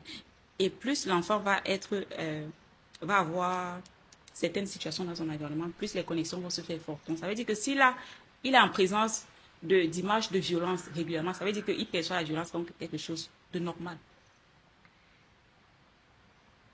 Ça veut dire que tu as un enfant qui, à un moment, justement, aura des attitudes à te demander que, mais ça, c'est l'enfant de qui? C'est ton enfant. Mais qu'est-ce que tu as mis dans son environnement pour le construire? Est-ce que tu y as fait attention? C'est pour ça que je dis qu'il y a un travail de sensibilisation également à faire, parce que beaucoup de parents n'ont même pas conscience de cela. Du fait que ce jeune cerveau en construction-là, c'est tout ce qu'il perçoit dans son environnement qui crée des connexions. C'est comme si l'enfant arrive dans le monde avec un cerveau vierge. Et c'est son environnement qui façonne en fait la personne qu'il sera demain. Et donc, c'est tout ce que tu vas mettre dans son environnement. Quand on dit, malheureusement, le sens même premier par lequel l'enfant apprend, qui est le toucher, qui est vraiment un sens important chez les enfants. Malheureusement, aujourd'hui, il en a très peu. On le laisse très peu. On va l'habiller très joli là, on va le mettre dans un petit cocon, on va le mettre devant l'écran. Non, ne te salis pas. Non, il doit se salir. Il faut qu'il touche la boue, il faut qu'il touche le sable, il faut qu'il touche. C'est ça en fait qui façonne. C'est ça qui construit son cerveau. Et donc on enlève tout ça de son environnement, on pose l'écran. Et tout à l'heure, tu parlais aussi que ça détruit le développement socio-affectif. Oui, parce qu'il n'est pas en interaction avec l'être humain. Il n'est pas en interaction, puisqu'il est devant l'écran, c'est figé. Il ne peut rien toucher, il ne peut rien dire avec la personne. Son développement socio-affectif, c'est justement l'interaction qu'il a avec toi, avec sa maman, avec son environnement, en fait. Il interagit, qu'il touche, tu as touché, ça s'appelle ceci, ça s'appelle cela. Pourquoi? Tu l'embrasses, tu lui fais des câlins. C'est ça, en fait, qui le construit. Et quand tu enlèves cela, qu'est-ce qui reste? Est-ce que la société d'hier, celle où le père entrait, et là peut-être la mère, bon je parle d'une société que je maîtrise un peu, à l'ouest, le père rentre du champ, la mère aussi, et ils se racontent les histoires qu'ils ont eues au quotidien. Est-ce que c'est une société qui aurait plus une grande portée par rapport à celle d'aujourd'hui, où le père est couché sur le canapé avec son téléphone, et la mère de son côté avec son téléphone, et les enfants sont abandonnés à eux-mêmes avec la télé? Qu'est-ce que tu en penses? Qu'est-ce que tu observes? Je crois que c'est une évidence en fait. C'est une évidence. En fait, il y a le mot qui m'échappe. Aujourd'hui, les enfants ne sont plus empathiques. Voilà. Oui. Les enfants ne le sont plus. Parce que justement, c'est ce pan tu as 4 ou 5 axes de développement très importants chez les enfants. Le langage, psychomoteur, cognitif, socio-affectif, c'est très important. Ça fait partie des 4 piliers de développement chez l'enfant. Et donc, quand ce pilier-là n'est pas mis à contribution, qu'est-ce que tu vas obtenir? Tu vas obtenir des enfants, justement, qui ne sont pas empathiques. Il n'a pas de mal, justement, à découper sa maman et mettre dans un sac. Ah ouais, l'actualité. L'actualité, c'est qu'il arrive à Yaoundé. Parce qu'il n'a pas créé de lien avec elle. Malheureusement, aujourd'hui, on vit dans une société où ce sont les ménagères, les gardiens et les répétiteurs qui éduquent nos enfants. Vous voulez quel lien avec les enfants? Si on n'est pas présent, en fait. Je vais te faire l'avocat du diable. Non, je ne vais pas faire l'avocat du diable. Mais la question des écrans, bon, ça me renvoie une image. Hein. Il y a une image dans un journal qui était sorti qui montrait que, en fait, des années 60, les gens se plaignaient lorsque la presse, années 20, je pense, quand la presse est sortie, les gens se plaignaient que dans les arrêts de bus, etc., tout le monde était en train de regarder la presse. Alors qu'avant, les autres personnes disaient que non, avant, au moins, les gens interagissaient, tu vois. Maintenant, aujourd'hui, on rêve même voir les gens plutôt en train de regarder la presse. Tu vois ce que je veux dire? Et évidemment, le temps ne revient pas, parce que bon, malheureusement, on est là où nous sommes. Pour revenir à la question, parce que c'est une question que j'ai discutée avec lui, que ce soit le cas de l'adolescent Adaido, ou bien le cas, récemment, si je discutais avec Larissa, et je lui disais que on met quoi, on parie que le gars vienne du maire célibataire. Et on a regardé, et c'était encore une mère célibataire. Je pense quand même que la question des écrans est extrêmement importante, mais la question de la famille, voilà, je pense que c'est quand même dans le développement des enfants, surtout les garçons. Je pense que l'histoire de mère célibataire, c'est un problème qui est beaucoup plus je suis d'accord avec prégnant. Toi. On est malheureusement arrivé à un moment où on avait ce discours récurrent à si je trouve même un homme, je fais mes enfants avec eux, même s'il n'est pas là. L'homme a une place extrêmement importante dans la vie de son enfant, de ses enfants. Il a une place primordiale, vraiment très importante. Parce qu'on pense, c'est la mère qui reste avec l'enfant. Non. Le père a une place de choix dans la vie de son garçon et même de ses filles. Bien sûr. Par rapport au modèle d'homme. Par rapport aussi à la façon dont elle va construire ses relations avec les autres. Donc, comme je suis quelque part d'accord avec toi, justement, que la structure de la famille, c'est un peu détruit. Des théories, je ne sais pas d'où c'est venu. Franchement, c'est des écrans. Des écrans, tu penses? Oui, c'est là où je suis des écrans. Tout à l'heure, c'est la relation, on peut changer de personne. Non, c'est vrai. On peut changer de gars comme ça. Hein. En un clic. Oui, non, les filles aujourd'hui, qu'elle veut se remettre sur le marché, elle poste une photo sur Instagram, elle regarde qui lui écrit. Non, mais c'est la vérité. Hein. J'ai lu un truc hier qui m'a tellement fait rire. On disait, comme la levée du corps du papa des tous, c'était avant-hier. Quelqu'un écrit toutes les filles qui aimeraient avoir un gars riche. Pourquoi tu n'es pas allé à la levée du corps du père de tout? C'est tellement laid. Parce que tu parles pour la blague. Non, moi, ça m'a tellement fait. Non, c'est pas la blague.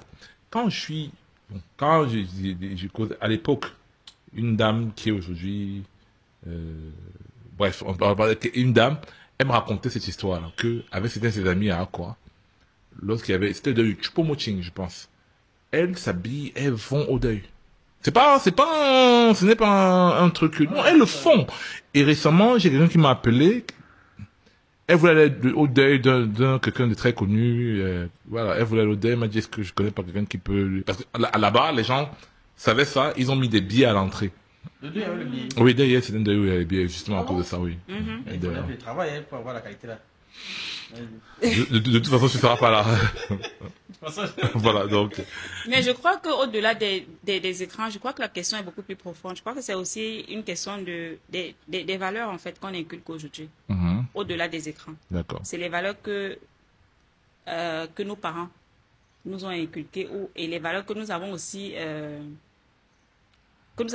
acquis durant notre vie d'adulte. Parce que ça, c'est mon avis.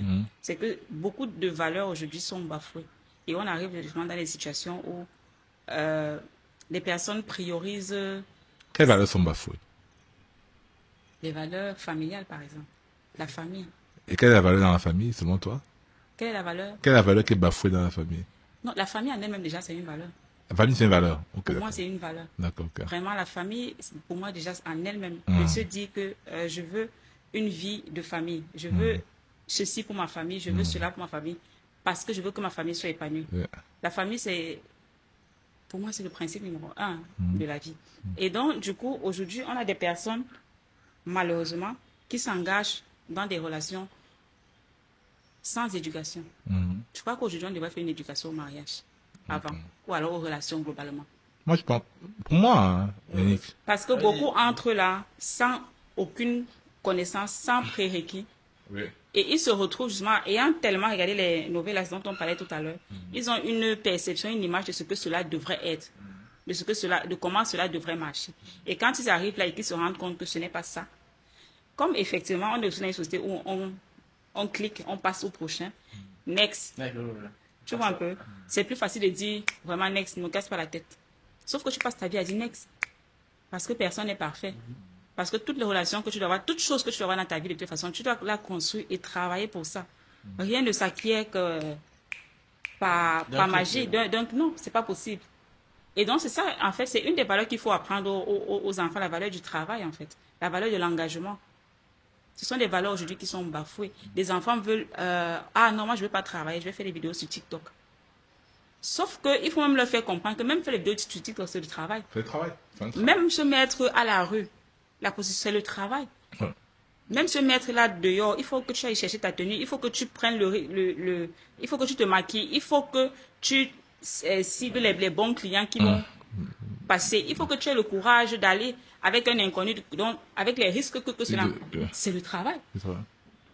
Parce que quand tu t'engages dedans, je crois que c'est facile. C'est puisque tu es là dedans, tu réalises que c'est pas aussi facile que je croyais. Mais tu es là dedans, tu sais plus comment sortir de là. Donc ce sont des choses qu'on doit apprendre aux enfants aujourd'hui. De leur faire comprendre que quel que soit. Parce que d'autres vont dire je vais être chanteur parce qu'ils voient Beyoncé se trémousser, se disent que non. Je me mets là-bas, je chante, je me trémousse et c'est bon. Il faut qu'ils comprennent tout le travail qu'il y a derrière. Tout l'engagement que cela demande. Et ce sont des choses que, malheureusement, on n'a plus le temps de les inculquer, de les apprendre aux enfants. Parce que nous-mêmes, on est dehors, on est pressés. On court. La ménagère est là. Elle lave les habits. Elle nourrit. Elle fait tout. Il dort. Tout ce qu'il a fait, quand il a trop fait, c'est qu'il apprend ses leçons. Et même là, encore, le répétiteur vient faire tous les devoirs. Il ne réfléchit pas trop. Plus que même le système de notation à l'école. C'est quoi? C'est n'importe quoi. C'est ce que le répétiteur, tu réécris seulement ce que le répétiteur t'a montré et c'est bon, tu passes. Donc du coup, durant tout son cursus, jusqu'à ce qu'il arrive à l'âge adulte, il n'a pas appris. C'est intéressant. Il n'a pas appris. Tu as un être humain qui est vide quelque part. Mais qui a Moi, je pense que ce qui manque aujourd'hui, ce qui manque beaucoup aujourd'hui, c'est la cohérence.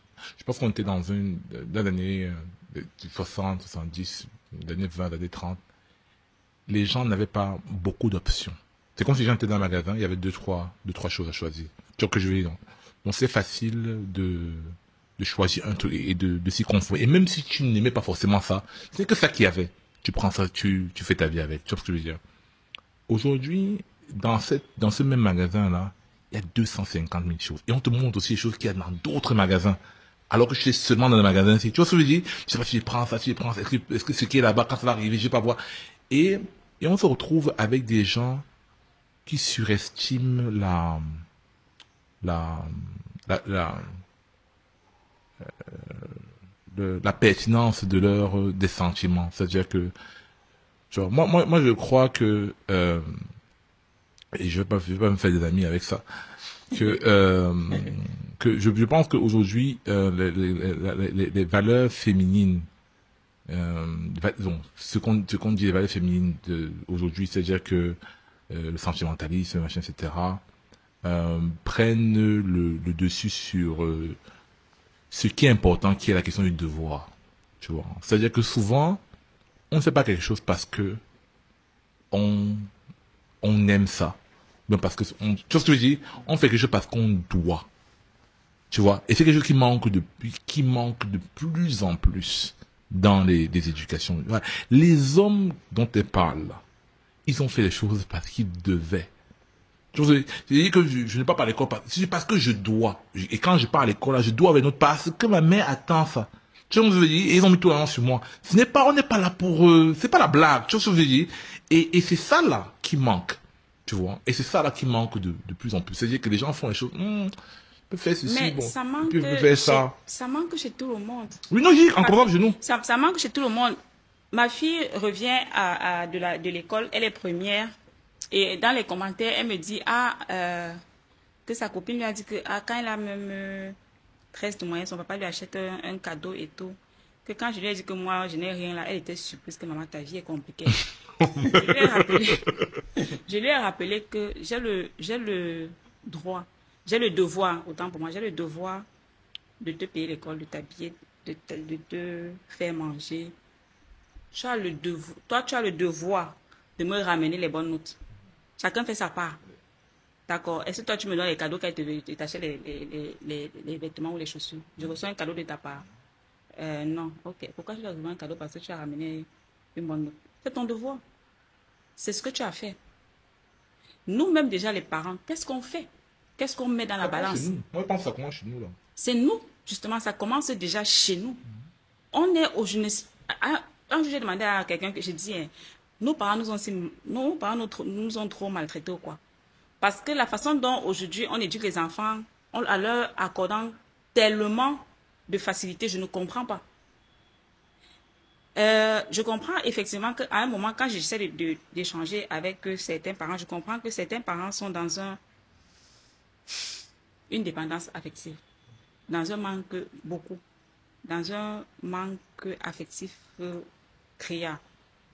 Et donc, c'est comme si quelque part, ils essaient d'acheter l'amour des enfants en leur offrant 1000 jouets, en leur donnant 1000 cadeaux, en leur faisant ceci, en leur faisant cela. Et sauf qu'ils ne réalisent pas qu'en fait, ils sont en train de perdre ces enfants-là en agissant comme ils le font. Quand moi, j'adore les enfants. Je suis également extrêmement stricte. Très stricte. Mais j'ai réalisé un jour, ça m'a surpris moi, mais la première fois, je suis allée en vacances avec des amis et j'étais un peu la tata vraiment sévère. Chez qui il ne fallait pas venir demander des biscuits, c'était toujours un non. Et donc, quand on finit les vacances, la petite, celle qui avait 10 ans, je lui dis, tu viens chez moi pour les congés de Pâques, non? Elle dit, oui, tata, oui, bien sûr, je vais venir. J'étais surprise qu'elle dise qu'elle va venir parce que c'est celle qui m'évitait quand il fallait demander quelque chose. Et en fait, j'ai réalisé que les enfants, comme je disais tout à l'heure, ils savent. Ils savent quand tu fais quelque chose pour leur bien-être, pour leur équilibre, ou quand tu fais quelque chose par méchanceté. Ils le ressentent.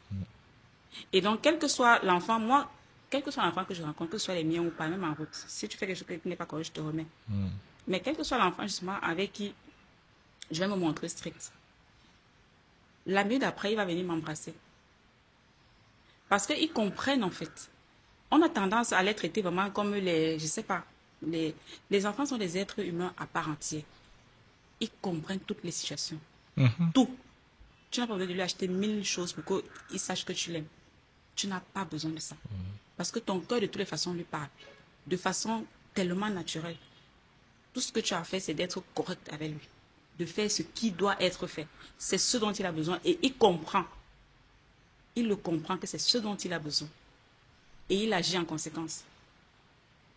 Donc, en fait, c'est nous, les parents, à un moment, qui créons, en fait, cette génération-là de clics. On participe à le construire et on ne se rend pas compte. Nous sommes dedans, d'ailleurs. Parce que nous, on vient avec nos propres traumas. Dans la relation qu'on essaie de construire avec les enfants. On a énormément de traumatismes qu'on apporte dans cette relation-là. Et du coup, on détruit cet être-là qu'on est supposé construire. Malheureusement. Fâtre. Justement, tu as parlé d'un point qui m'a beaucoup interpellé, c'est celui de cette dépendance affective où les parents sont obligés d'acheter l'amour de leurs enfants. Bon, je me suis retrouvé un peu parce que je me sens parfois obligé d'acheter quelque chose pour garder aux enfants. Parce que je veux aussi qu'on dise, du moins, papa est rentré et tout. Parce que comme je ne passe pas trop de temps avec eux, j'essaye d'établir la connexion à mon niveau. C'est souvent le syndrome. Une collègue me disait qu'il faudrait que j'essaye, ou du moins de temps en temps, si je peux rentrer tôt, pour faire le devoir avec elle. Mais sauf que je suis parfois d'ailleurs en train de chercher l'argent, que demain je vais payer leur scolarité, payer le loyer, payer de quoi manger. Comment je fais pour rattraper? J'ai ce travail. Désolée, le rattrapage n'est pas possible. Je suis désolée. Vraiment, c'est la stricte vérité. Parce que la petite enfance, c'est la période qui va de 0 à 8 ans. C'est vraiment la période pendant laquelle on met les fondations où la grande majorité se construit, où cet être humain-là se construit. Et c'est la période pendant laquelle il faut être présent. Vraiment. Parce que beaucoup de parents arrivent là, quand l'enfant a 12 ans, quand l'adolescence commence, pour venir dire, tu vas venir dire comme mon frère, il a fini de se construire. Là, à l'adolescence, il essaie d'identifier quel genre d'homme il va devenir. Mais tout a déjà été mis en place. Tu es en retard. Ce n'est pas possible de rattraper. Je suis désolée. Ce n'est pas possible. Ce qu'il faudrait faire, par contre, ce n'est pas nécessaire de passer toute la journée avec l'enfant pour mettre des bases, pour mettre des valeurs. Ce n'est pas nécessaire. Je parle souvent, quand je parle parfois aux parents, je leur parle du temps de qualité. Il suffit même que tu passes 30 minutes avec l'enfant. Mais que le téléphone là, tu déposes loin. Que tu sois focus sur lui. il le ressent, il le comprend. Et il n'oublie pas. Moi, j'ai des souvenirs de moi à 3, 4 ans où j'étais assise sur les pieds de mon papa. Il ne passait pas beaucoup de temps avec moi. Mais c'est resté précieux. Je ne sais pas si tu vois ce que je veux dire. Il ne faut pas se dire que non, il faudrait que j'aie le temps de passer. Non, ce n'est pas nécessaire. Pas forcément. Mais si tu choisis que tu vas passer un temps avec l'enfant, passe un temps de qualité avec cet enfant-là. Sois là. Sois présent à 100%. Ne sois pas là en te disant, ouais, on va m'appeler. Non. Parce que même s'il a 2 ans, il sent que tu n'es pas avec lui. Il le sent. J'avais ma maman, quand elle disait, non, tu mens ton propre corps. Tu mens ton propre corps à ce moment-là. Quand tu te dis que non, il n'a pas, non, il sait que tu n'es pas avec lui. Donc, le conseil que je peux te donner, c'est vraiment, tu n'as pas besoin d'être là toute la journée. Choisis tes moments, mais sois là. Quand tu dis que ce moment-ci, je suis là avec eux, sois là. Et c'est suffisant. Tu vois, il faut être là. Moi, je te donne un très mauvais conseil. Hein. Je te donne un très très mauvais conseil parce que, non, je pense que dans tout, il faut éliminer la culpabilité. Il ne faut pas se dire qu'on va rattraper, qu'après, quand j'aurai, quand je vais, non. Le temps passé ne revient pas, je suis désolée. Rattrapage, pas possible. Moi, je sais pas, économie. Mais c'est difficile de... Libère-toi. Oui, il faut que je me libère. Moi aussi, bon, ma fille me dit souvent que non, je la connais pas, sa mère qui la connaît, etc., tout ça. Bon, la question... moi, je pense qu'il faut tuer la culpabilité, la première des choses. Dans toute forme de relation, que ce soit amicale, avec les enfants, tout ça, il faut enlever la culpabilité. Parce que, comme je disais tout à l'heure, les gens qui sont face à un être plein, donc à tes actions, bien tes absences, ils construisent quelque chose. Tu vois ce que je veux dire? Et ces choses-là, ils peuvent aussi la peaufiner. Tant que ce que tu fais, tu vois, tu le fais pour quelque chose de bien, de grand, mais quoi que ce soit, les enfants, les traces là ne s'effacent pas. Ils peuvent être à côté 100 ans, un jour revenir sur les traces, ils vont dire, ouais, traces que mon père a laissées. Je vois ce que je veux dire. Parce que moi, je pense dans quelles que soient les relations, il faut pas avoir de culpabilité. La culpabilité, c'est une très très mauvaise chose à avoir dans les relations. Parce que ce que tu fais a son sens. Tu vois. Souvent, je ne peux pas être là. Je ne peux pas être disponible parce que je suis en train de faire quelque chose. Tu vois. Qui va te bénéficier. Qui va peut-être aussi me bénéficier. Et qui va bénéficier à d'autres personnes. En tout cas, c'est comme ça que moi je l'entends. Tu vois ce que je veux dire? Quitte à ce que je me trompe dans la course. Le problème qui arrive souvent, et ça je reviens, et on détourne le truc. Quand vous avez un ami récemment qui s'est séparé, le problème souvent c'est qu'il y a certaines femmes qui ne disent pas à leurs enfants ce que leur père fait. J'étais avec un ami, il appelait sa femme pour dire que est-ce que les enfants là ont mangé? Tu vois, il avait voyagé, on causait, machin, il me dit qu'il appelle la femme, machin, est-ce que les enfants mangent, elle était dehors, est-ce que tu as appelé la ménagère pour savoir si les enfants ont mangé? Elle ne l'avait pas fait. Mais est-ce que quand elle va aller causer avec les enfants, elle va dire que c'est votre père même qui m'a rappelé? Non, elle ne dira pas ça. Donc, le père, tu vois ce que je dis, non? Il prend le rôle de quelqu'un qui est absent, qui a disparu, tu vois ce que je veux dire? La vie, c'est la bastonnade. Et non, je dis pas problème. Non, et c'est pour ça que je te dis justement que il ne faut pas être coupable. Tu n'es coupable de rien. C'est-à-dire que la charge là, c'est-à-dire que, non, absolument pas. Puisque, quand les enfants grandiront, ils comprendront certaines choses. Il y a des choses que quand j'avais 16 ans, je comprenais pas. Par exemple, de mon père. Non. C'est maintenant, quand j'ai grandi, je me suis marié, j'ai vu certaines choses, que je comprends certaines choses aussi. Tu vois ce que je veux dire? Et ça arrivera aussi à tes enfants qui disent, ah, mon père, ah oui. Tu vois ce que je veux dire? Oui, sauf que entre-temps, vous avez perdu combien d'années? La vie, c'est la bastonnade. De bataille, de distance. Beaucoup d'hommes ont des problèmes avec eux, justement. Et ça influence sur les relations que tu construis après. Parce qu'il y a cette relation-là qui n'a pas été d'une certaine façon bien, j'ai pas dit bien construite, mais qui n'a pas été construite de façon idéale. Barack Obama, son père n'était pas là, il est devenu président. C'est pour ça que, je pense que j'ai dit à tes enfants, tu penses qu'il faut qu'ils deviennent comme Barack Obama. C'est à chacun, en fait. Et il écrit un livre dédicacé à son père. Il faut pas appeler la maman dans votre relation. C'est à toi, le papa. Toi, il n'y a pas de maman. De construire ta relation avec l'enfant. J'en parle. Non, laisse la mère là-bas. Si, j'en parle. Parce que, de toutes les façons, ce serait idéal qu'elle dise que, mais, tu sais, l'autre vérité, c'est qu'elle aura beau le faire. Tu sais ce que l'enfant va penser. Quoi? Ah, elle est toujours en train de le défendre, elle le supporte. C'est ce que beaucoup d'enfants se disent dans leur tête, même s'ils ne l'expriment pas à voix haute. Tu vois un peu ce que je veux dire? Même quand la maman fait ce que tu es en train de dire là. C'est pour ça que je rappelle. Quand moi, par exemple, quand moi je rentre chez moi, quand je rentre du travail très tard. Je suis une femme je travaille à temps plein. Quand je rentre du travail, l'une des premières choses que je fais, mon téléphone est sur silencieux, je le laisse dans mon sac. Je fais l'effort de consacrer 30 à 1 heure d'attention, non, de focus sur les personnes qui sont dans la maison, même si après je dois retourner rallumer mon téléphone pour voir quels sont les messages que j'ai reçus. Mais je me fais violence pour obtenir ce temps-là. Tu vois un peu. Et c'est de ça qu'il s'agit. Parce que notre temps nous appartient. On le fait. Clairement, il le fait aussi, non? Notre temps nous appartient et on peut en faire ce qu'on veut. Maintenant, c'est nous qui faisons le choix. Quel est le choix qu'on fait par rapport au temps qu'on a à notre disposition?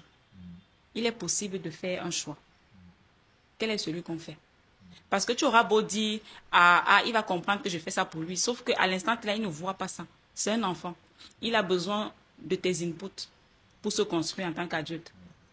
Et pour l'instant, il ne voit pas tes inputs. Alors, bien sûr, et donc, du coup, ça le frustre. Du coup, il y a certains enfants qui se disent que c'est que il a fait quelque chose, c'est pour ça que son papa ne veut pas passer du temps avec lui. Il y a des enfants qui se disent ça. Il y a des enfants qui se disent que il faut que je travaille bien à l'école, papa va aller jouer au foot avec moi peut-être. En fait, il y a tellement de choses qui se passent dans leur petit cerveau là, vous n'avez pas idée à quel point. Ouais. Et donc, justement, c'est à nous de créer ce temps-là. Gars, ils n'ont pas crée le temps là. Ils n'ont pas demandé. Parce que moi, je le fais. Ils n'ont pas demandé à venir. Tout à l'heure, ils n'ont pas demandé à venir. Je le fais. C'est toi qui dois créer ce temps-là, vraiment. Écoute, hein. Et en fait, j'insiste sur le fait, parce que parfois, quand on dit que non, il faut avoir du temps de qualité, que les gens se disent que non, il faut que je passe peut-être 5 heures. Non, c'est pas nécessaire. Parce que il y a des moments, j'ai des conversations super profondes par hasard comme ça, avec les enfants, en 30 minutes. Et là, tu as planté quelque chose. Toi-même, tu sens en sortant de cette conversation-là que ça, c'était un moment spécial. Tu vois un peu ce que je veux dire? C'est pour ça que je rappelle toujours aux parents que non, ce n'est pas nécessaire que ce soit pour 5. Non, ce n'est pas 5 heures de temps. Bien sûr, l'enfant va vouloir dire, on joue encore. Tu peux le recadrer à ce moment-là. Mais vraiment, si c'est possible, 30 minutes, c'est suffisant. Est-ce que ce serait peut-être une solution? Est-ce que ça peut être une solution pour régler le problème du temps d'écran? Si par exemple, cette façon d'être connecté avec eux, et peut-être en train de lire, bon, là ça me permet de poser 2 questions en une. Et aussi, peut-être est-ce que tes enfants lisent beaucoup aussi? Oui, mes enfants lisent beaucoup parce que moi-même je lis. Parce que les enfants apprennent par l'exemple, je suis désolée. N'achète pas les livres, toi-même tu es tout le temps sur ton téléphone, tu attends qu'ils lisent. C'est clair. Si tu vois tout le temps sur le téléphone, lui aussi voit un téléphone. Si tu vois prendre un livre, il va le faire.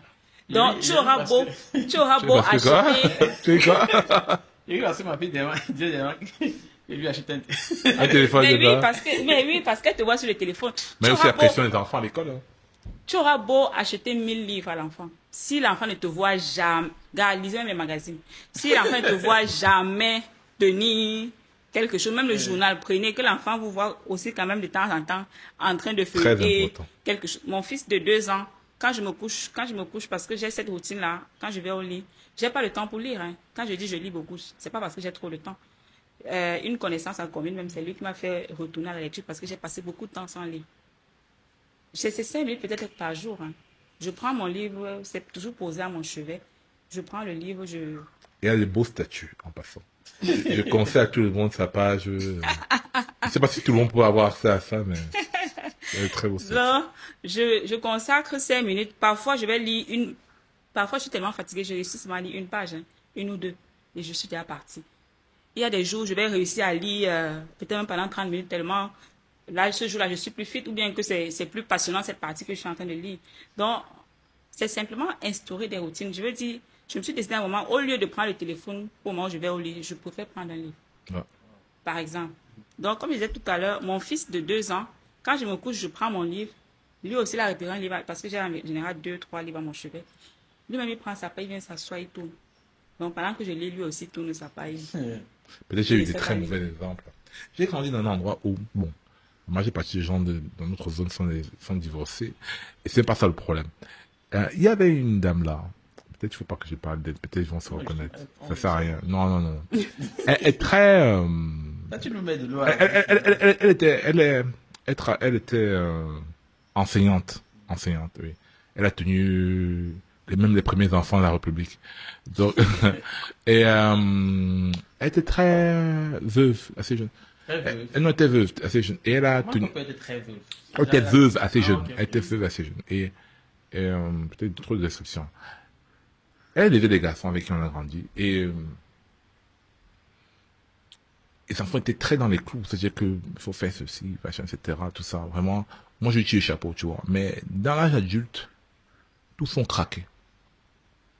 Tu vois ce que je veux dire? C'est-à-dire que tous les gars, bon, pas tous, certains quand même, mais les gars ont craqué de tous les côtés. Tu vois ce que je veux dire? C'est-à-dire qu'un était à Polytech, il a décroché, il est comme s'il est devenu, l'autre aussi, même chose. Tu vois ce que je veux dire? C'était clou, église, tu vois ce que je veux dire? Non, j'ai dit la vérité, c'est des exemples vécus, tu vois ce que je veux dire? Ce que je dis, c'est que moi, ce que moi j'ai compris, tu vois, et ce qu'elle dit est très vrai. Moi, si je ne le fais pas, je vais essayer de le faire un peu plus. Le temps de qualité, c'est très important. Mais je pense surtout que dans les relations avec les gens, faut pas avoir de regrets. Parce que quand tu as le regret, ça se voit. Et l'enfant peut se compenser aussi. Tu vois? En fait, c'est la culpabilité dont tu parles là qui fait que les parents achètent 1000 jouets aux enfants. Tu viens dans la maison, il ne sait même plus quoi choisir. Parce que effectivement, il a cette culpabilité là en lui qui fait que il veut compenser. Et donc l'enfant entend ça demande de toi. Parce que c'est de te venger, pas donne-moi l'argent mon frère. Ou bien quand un enfant qui est bien, sa mère dit ouais machin, ouais j'aurais aimé que tu sois ingénieur et il pas aussi fait. Alors que c'est pas ça forcément qu'il est bon même il est doué. Tu vois ce que je veux dire? Et puis il se retrouve dans des trucs très compliqués. Donc c'est Sartre qui disait, un auteur absolument pas noir, qui disait que qui disait que les enfants sont des monstres qu'on élève avec nos regrets. Ça c'est quelque chose que tu veux rester. Ça c'est vrai. Ouais. Les enfants sont des monstres qu'on élève avec nos regrets. Exactement. Exactement. Et j'ai des enfants que je tiens parfois et il y a des moments où je suis tellement peinée quand je suis avec certains d'entre eux parce que je vois justement les regrets de leurs parents en eux. Parce que, comme tu le disais aussi, quand tu viens dans une relation avec tes traumas, c'est compliqué. Et quand tu es dans une relation comme celle-là avec enfant, adulte, où c'est toi qui es supposé mettre les fondamentaux avec tous ces traumas que tu n'as pas traités en amont, c'est terrible ce que cela fait à l'enfant en fait. C'est terrible. Et il y a tellement d'enfants qui souffrent. Oui. Tellement. J'ai travaillé, une fois parce que pendant le club, ça va au-delà du club de lecture en fait. J'essaie de faire un travail en profondeur avec eux. J'essaie de travailler sur leur estime. Parle-nous bien de ton initiative là, parce que depuis il y a le club de lecture, il y a ça. Sur leur estime d'eux-mêmes, j'essaie de travailler sur la construction de leur personnalité. J'essaie de leur ouvrir l'esprit à tout ce qui est possible pour eux, tu vois. Et donc, lors de l'un de nos échanges, je leur demande comme ça, quelle est la partie que vous préférez sur vous? Quelle est la partie que vous préférez sur vous? Et il y a un très intelligent qui me dit rien. Un peu rien, il n'aime rien sur lui. Il trouve qu'il est laid, il est inintéressant. J'avais le cœur brisé et quand tu causes justement avec ce type d'enfant, c'est typique en fait. Parents absents, écran toute la journée, manque d'attention globale en fait. J'ai envoyé cette vidéo à sa maman en espérant que ça la rappelle un peu à l'ordre quoi. Je ne sais pas si ça a été le cas. Mais justement, ça c'est un enfant avec qui au club, je suis toujours en train de le calmer, de lui rappeler à quel point il est exceptionnel. Pas que facile Macron et Brigitte. Hein.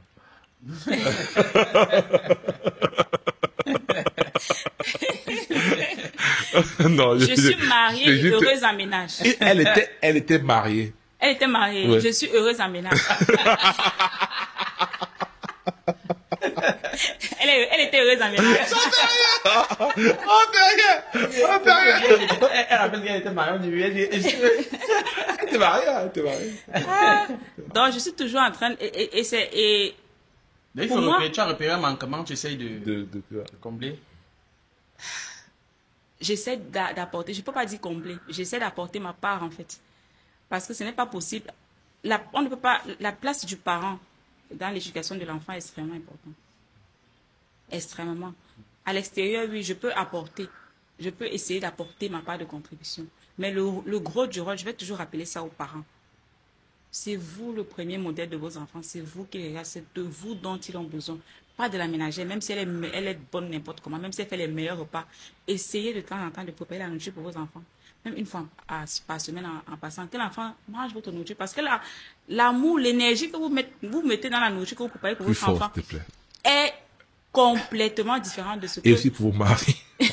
Préparez ta ventre Je ne peux pour vos pas être maris. mariée de ce que quelqu'un d'externe va mettre. C'est très important, en fait. C'est ça aussi qui crée vos liens. Tu vois un peu. C'est tabou, hein, de dire que c'est bien de préparer. Voilà. Comment ça, c'est tabou? Non, mais j'avais essayé d'avoir ces conversations avec ces femmes, c'était pas fait. Moi, j'avais dit que moi, souvent, quand nous on rentrait, on allait chez c'est que ma mère prépare bien ça, on venait avec mes amis pour moi. C'était quelque chose quand même de... Mais j'ai beaucoup d'enfants non plus ça, hein, beaucoup d'enfants savent un peu comment la mère prépare. Non, c'est vrai, c'est vrai. Dans beaucoup de ménages, beaucoup d'enfants non. En fait, je pense, c'est pour ça que je dis qu'il y a un travail de sensibilisation et d'éducation à faire, même auprès des parents. Auprès des mamans. La nourriture n'est pas anodine, hein, du tout. La nourriture, c'est quelque chose même de sacré. La place de la femme, quand on dit que la place de la femme, c'était à la cuisine. Ce n'est plus.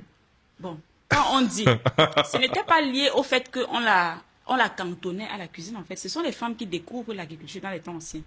Ce sont les femmes qui maîtrisent les épices. Ce sont les femmes qui savent ce qu'elles peuvent mettre, mélanger pour donner les vitamines à leur progéniture nécessaire, pour donner la vitalité, pour donner les forces. Donc, c'est pas un hasard, en fait. C'est la puissance, en fait, ce que tu fais à la cuisine. Ça contribue à construire ton enfant. C'est la puissance de ta famille. Tu mets ce que tu mets comme ingrédient dans la nourriture, l'énergie que tu apportes. Parce que j'aime beaucoup, parce que c'est quelque chose qu'on néglige. L'énergie que tu mets là-dedans. Même l'amour. Personne d'autre, bien sûr. Le jour que je suis content, le repas que je fais pour mon mari, lui-même il sent ça qui est ici derrière. Parce que quand il rentre, il sent qu'on était fâchés. voilà. Non, allez, Yannick. Donc, il ne faut pas simplement aujourd'hui... Il faut qu'on essaie justement aujourd'hui de faire comprendre à nos sœurs, à nos femmes, que dire que la place de la femme à la cuisine, ce n'est pas péjoratif. Du tout. En réalité, ça ne l'est pas. Les gens sont venus biaiser ça en quelque sorte. Mais c'est quelque chose d'important. Parce que c'est le corps, c'est ce que tu mets dans la nourriture, c'est ça qui fortifie ton corps et c'est ton corps qui te porte. Si tu ne peux plus, si tu es malade, si tu n'as plus de force, tu tombes. Et si on met n'importe quoi dans le repas que tes enfants mangent, ils ne seront pas en santé. Donc, ils ne pourront pas se construire normalement. Il faut qu'on appelle. C'est bien que c'est une femme qui parle comme ça. C'est vraiment quand on non, dit ça. Non, tu vois, toi, tu es en train de faire que ça va rendre ça... Non, absolument pas, absolument pas. Pourtant, c'est nécessaire. Il faut qu'on comprenne la jeunesse. D'où ça vient, en fait. Moi, je suis 100% d'accord. Hein. J'applaudis de tout mon cœur. Non, sérieusement, parce que...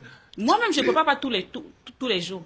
Mais j'essaie toujours de temps en temps de dire, OK, aujourd'hui, je prépare pour mes gens. Il faut que tu prépares la cuisine, tu danses. Voilà, je prépare pour mes gens.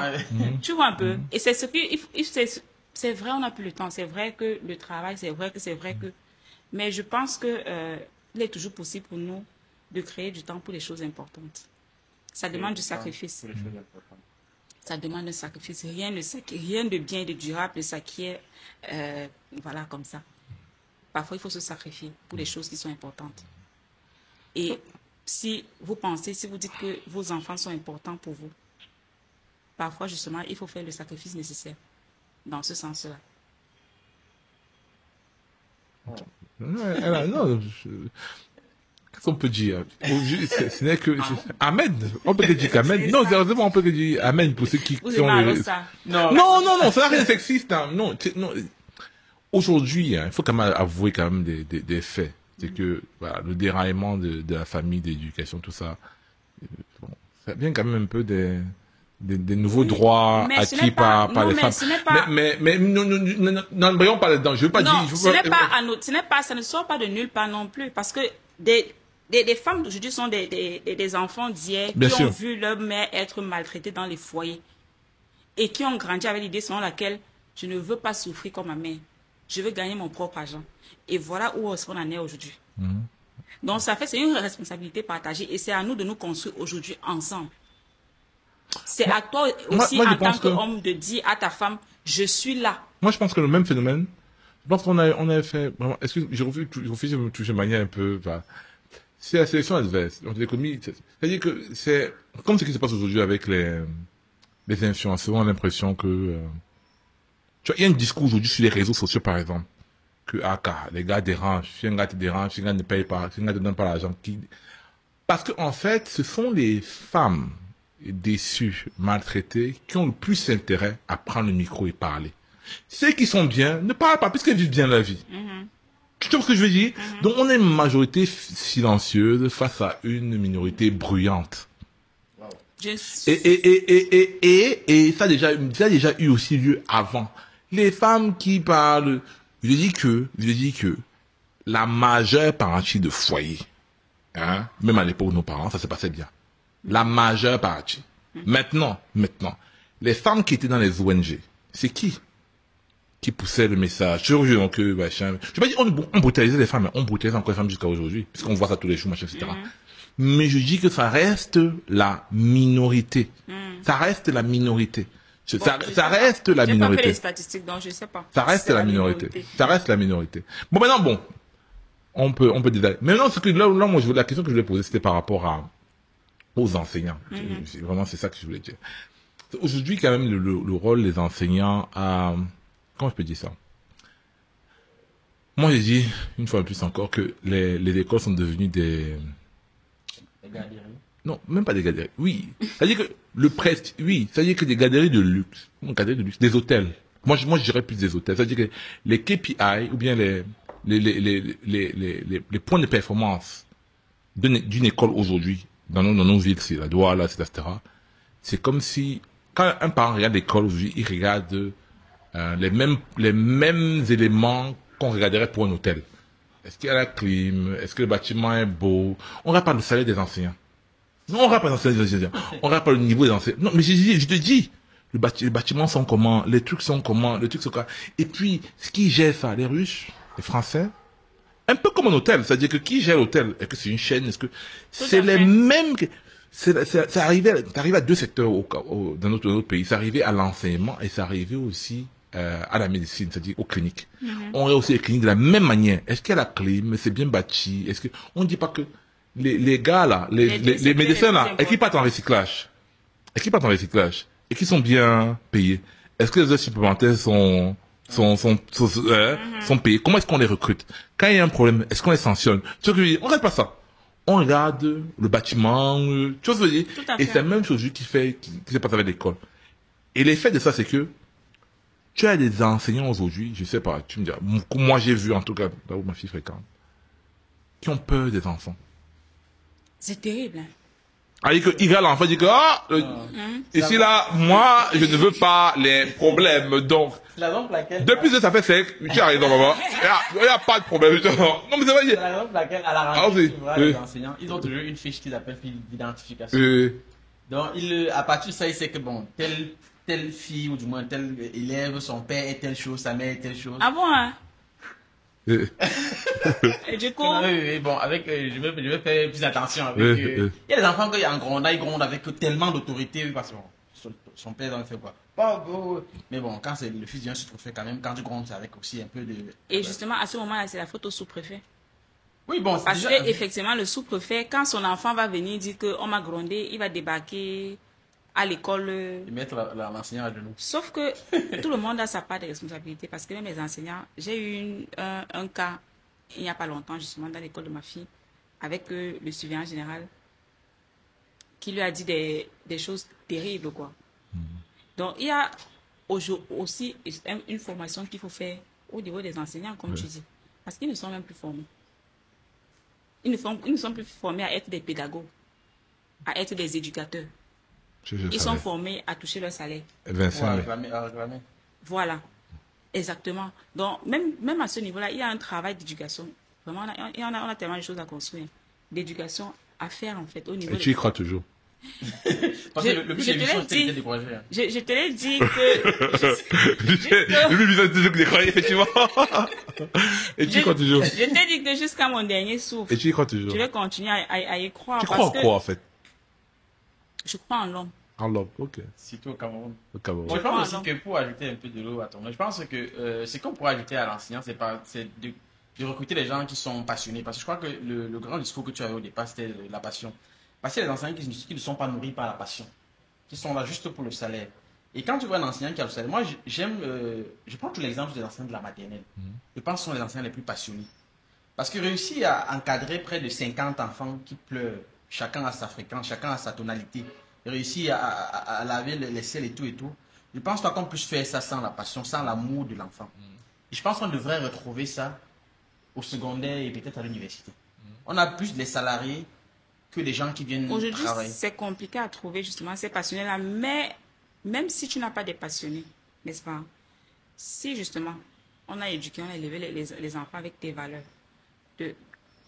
Ma fille, mes enfants en général, quand je leur dis, quel que soit ce que vous devez faire, que tu as envie de le faire ou pas, tu dois bien le faire. Tu dois le faire de sorte que quand tu n'es pas là, on dit que ouais, si la fille c'était ici, c'est que la fait ici. Que tu aies envie ou pas, si tu as décidé que tu vas le faire, fais bien. Si tu es là pour ça, fais-le bien. Donc, c'est une des valeurs justement qu'on devrait inculquer à notre jeunesse et que justement les enseignants de demain devraient avoir. Même si l'éducation, ce n'est pas ta passion. Si tu t'es retrouvé là par hasard, tu es là déjà, n'est-ce pas? Fais bien. Fais ce qu'il faut. Engage-toi. Mais non, ce que je veux dire, c'est que, excuse-moi, moi, je réfléchis de façon bizarre. Tu as dit tout à l'heure quelque chose qui m'a interpellé, et qui m'interpelle toujours. Tu as dit que si la fille, je vais relier ça sans, excuse-moi. Si tu as dit que si la fille, si le gars se met à genoux, et que elle ne le sent pas. C'est ça, non? Elle ne le sent pas. Même si elle est en relation avec le gars, qu'elle refuse, non? C'est ça que tu disais, non? Maintenant, un gars, parce que moi, j'aime reconstruire le parcours. Beaucoup d'enseignants, surtout qui ont fait l'école normale, parce que j'en connais. J'en connais. Qui ont fait l'école normale. Beaucoup, en faisant le concours, estimaient qu'ils sont, tu vois, le fond de... Comme ça. C'est un concours, c'est un petit concours. Tu vois que j'ai, non? C'est petit. Pour beaucoup de gens, ils ont peut-être comme c'est un petit concours. J'ai fait ça.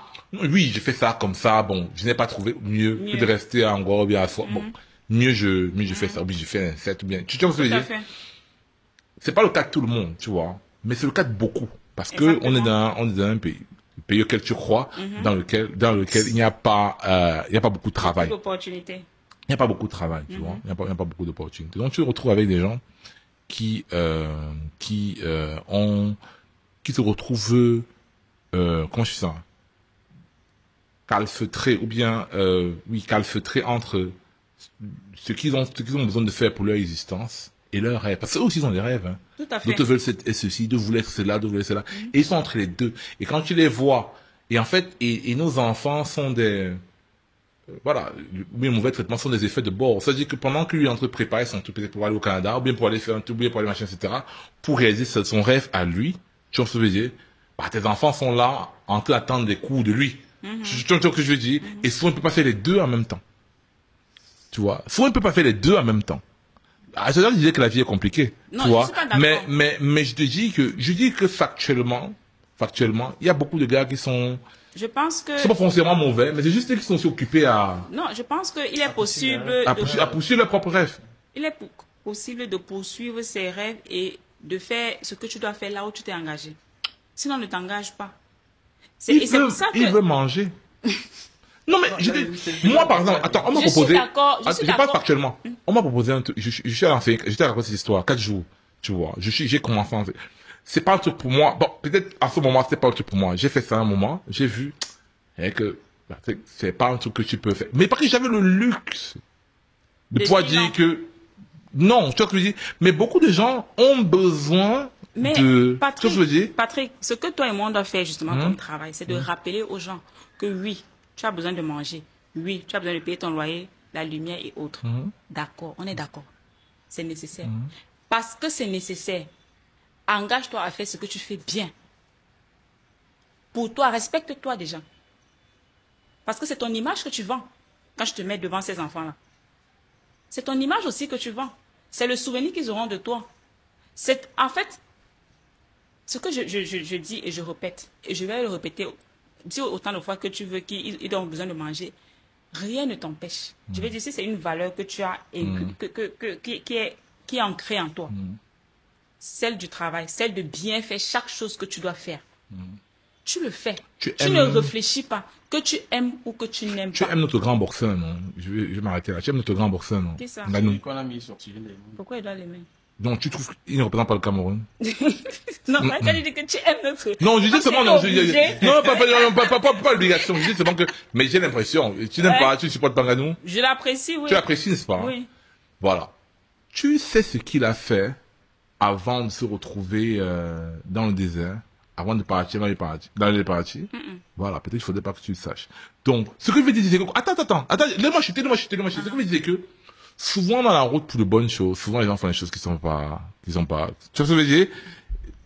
Je veux dire qu'on est dans un pays où on a des gens qui ont des situations qui sont compliquées. Je suis allé un jour aux remises et c'est là où je te suivrai par contre, c'est qu'il faut que les parents s'impliquent dans la rémunération des enseignants. Pour moi, c'est la chose qu'il faut faire. Il faut pas trop demander aux enseignants. Parce que les parents qui mettent les enfants dans des écoles, on paye 400, 500. Moi, je suis allé un jour dans ma femme sait ça. Je suis allé dans un truc de remise des bulletins des enfants. J'ai vu les enfants comme des enseignants. J'ai vu un enseignant avec de la chaussure complètement élimée. Quand je vois ce qu'on paye dans cette école-là, ou bien à l'anniversaire de ton enfant, tu vois comment les enseignants sont contents quand vous avez envoyé les gars, parce que tu sens que le gars a besoin de cela. Impliquez-vous. Tu vois ce que je dis? Parce qu'à la fin de la journée, si ce gars-là n'est pas bien payé, les enfants, Patrick, tu peux demander de... Patrick, il faut aimer. Non, l'un n'empêche pas l'autre. Je me répète encore. Tes conditions extérieures n'ont rien à voir avec tes valeurs intrinsèques. Le fait de bien faire ton travail, c'est pas parce que tu as tes frustrations à la maison que tu vas venir maltraiter les enfants des autres. C'est quoi la logique? Je vais te dire quelle est la logique. Quelle que soit la difficulté de ta vie, d'accord, c'est ta vie. Si tu fais le choix d'être là, devant les enfants, devant des personnes que tu es supposé construire, fais-le bien. Qu'est-ce qui t'en empêche, en fait? Je vais dire ce qui t'empêche. Oui. Je suis d'accord avec toi. Je pense pas que quelqu'un qui peut ne pas être d'accord avec toi. Dans le sens, il faut se battre pour les idéaux, excuse-moi. Mais la vie est tragique. Je dis ça tout le temps, la vie est tragique. Tu vois ce que je veux dire? Et je vais pas donner le nom de l'auteur. Il disait que dans la pauvreté, dans l'extrême pauvreté, tu ne te reconnais pas. Il y a quelqu'un qui racontait comment est-ce que pendant les familles dans un pays là, notamment la Russie, une maman a fait le choix de faire cuire un de ses enfants pour nourrir les autres. Parce que les gens, parce qu'il faut pas penser que la vie que nous menons, c'est la vie que tout le monde mène. Et c'est difficile. Et c'est difficile pour quelqu'un, tu vois, parce que je dis, de vraiment se confier à quelqu'un d'autre à ce niveau-là. Tu vois ce que je veux dire? Parce qu'il y a souvent des questions de dignité. Tu vois ce que je veux dire? Il y a souvent des questions de X, de Y, de Z. Je te dis que quand tu atteins, c'est pas le cas de tout le monde. Il y a des gens qui sont indéfendables dans le camp enseignant. Il y a des gens qui sont indéfendables. Il est toujours possible de défendre quelqu'un. Non, il y a des comportements où effectivement, voilà. Mais je te dis que il y a des gens qui sont rendus à un niveau de misère un niveau de misère, qui font ce que... Je prends des exemples concrets. J'ai quelqu'un qui est parti au nord, on les a affectés pour faire un tour de machin, etc. Le salaire n'entrait pas. Ils ont commencé à creuser des puits. Pendant qu'ils faisaient leur travail. Tu vois un peu ce que je veux dire? Mais dis même que toi, tu es à l'école, dis-moi à ton employeur que je creuse les puits. C'est difficile, tu vois que je veux dire, non? Tu vois ce que je veux dire? Parce que ça va de la valeur que toi-même tu te donnes, mais tu te retrouves à faire ça pour vivre. Donc, pour dire que moi, c'est chose auquel moi je m'intéresse. Et il y a des niveaux de pauvreté, tu vois, qui font que souvent, les gens n'ont même plus la logique, tu vois. Parce que la pauvreté, ce n'est pas seulement ta pauvreté seule. Hein. Souvent, la pauvreté, c'est un continuum. Ton père est pauvre, ta mère est pauvre, tes frères sont pauvres. Tu vois ce que je veux dire? Il y a des drames qui s'enchaînent. Parce que c'est ça le sous-développement. C'est ça le détournement, c'est à ça que ça se traduit. Donc, moi, je veux dire que je suis d'accord avec toi. Tu vois ce que je veux dire? Je suis d'accord avec toi. 100% d'accord avec toi. Je prie que tout le monde fasse son maximum. Mais ce que je c'est que moi, je pense que quand même le moyen de justifier. Oui, parce que je pense que ceux qui peuvent le plus peuvent le moins. Les parents qui ont l'argent pour mettre c'est sur eux que je suis exigeant. Moi aussi, je suis à la classe supérieure.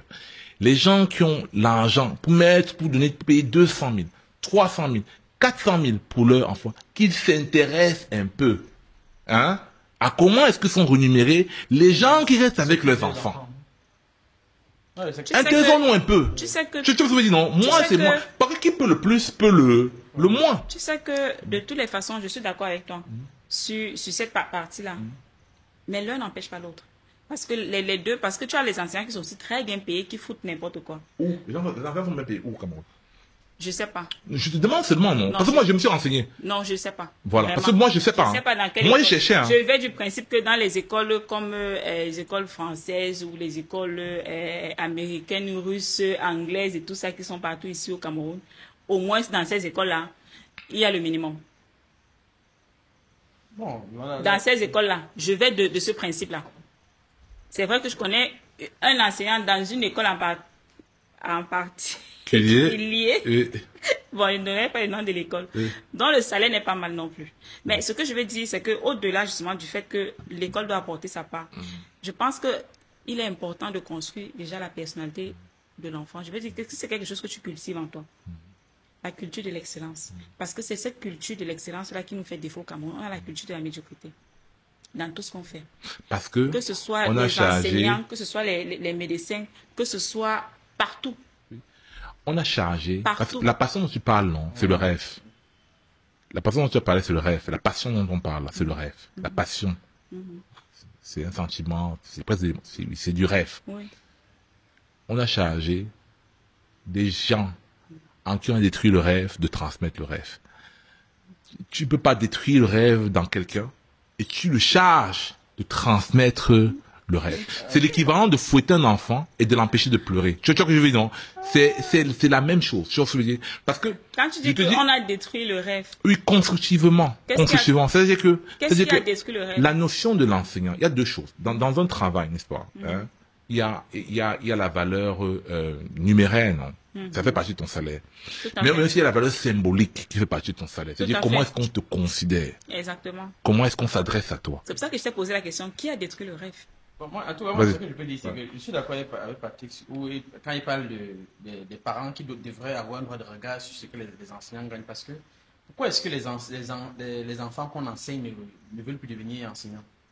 Parce que naturellement, quand ils regardent son enseignant qui est censé être son modèle, qui est parfois mal vêtu, qui à la pause mange le pain au chocolat, qui bâche sur la moto, qui autant de choses. Il ne peut pas vouloir souffrir dans le futur comme ça, mais il est obligé de s'attacher. C'est pour ça que je repose la question à Patrick. Qui a détruit le rêve? Voilà, merci d'en parler. Ceux qui n'y croient plus. Mais ceux qui y croient trop.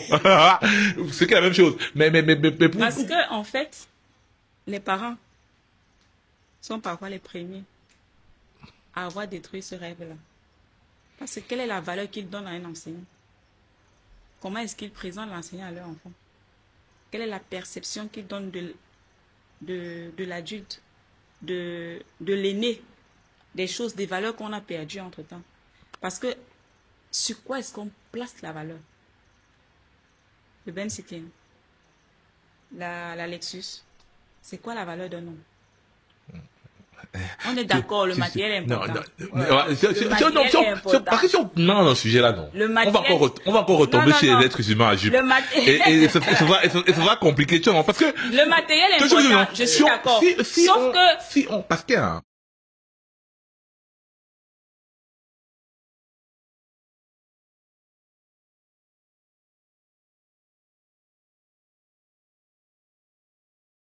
une femme qui disait que les femmes vivent dans une société égalitaire. C'est-à-dire que chez les femmes, la raison pour laquelle les femmes sont très compétitives, c'est que quoi? C'est que chez les femmes, aucune femme ne voit la hiérarchie vis-à-vis, pas aucune. Beaucoup de femmes ne voient pas la hiérarchie entre elles. Tu vois ce que je veux dire? Tu es une femme comme moi, encore que tu me dépasses. Tu vois ce que je veux dire? Les hommes vivent dans une société hiérarchisée. C'est-à-dire que quand tu es un homme, tu apprends très rapidement que le gars, il ne faut pas le déranger, sinon il va te taper. Le gars, il ne faut pas le déranger, sinon il ne va pas te donner ce qu'il doit te donner. Tu vois que très rapidement, les hommes comprennent ça. Dans une dynamique entre amis, on sait rapidement que, ok, celui-ci est fort, quand il y a un problème, je ne vais pas le voir. Ce que je veux dire, c'est que quoi? C'est que, généralement, dans la société, n'est-ce pas, hein, on sait que, ok, le médecin est utile à ceci. L'enseignant est utile à cela. Tu vois ce que je veux dire? Celui-ci est utile à ceci, celui-ci est utile à cela. Maintenant, le fait qu'aujourd'hui, tout est mélangé, on ne connaît pas quel est vraiment... Est-ce qu'entre un féman et un enseignant, est-ce que c'est pas le féman qui est meilleur? Puisque, bon, le féman à la fin de la journée peut construire l'école dans laquelle l'enseignant travaille. Tu vois ce que je veux dire? C'est ça. Qui amène ça?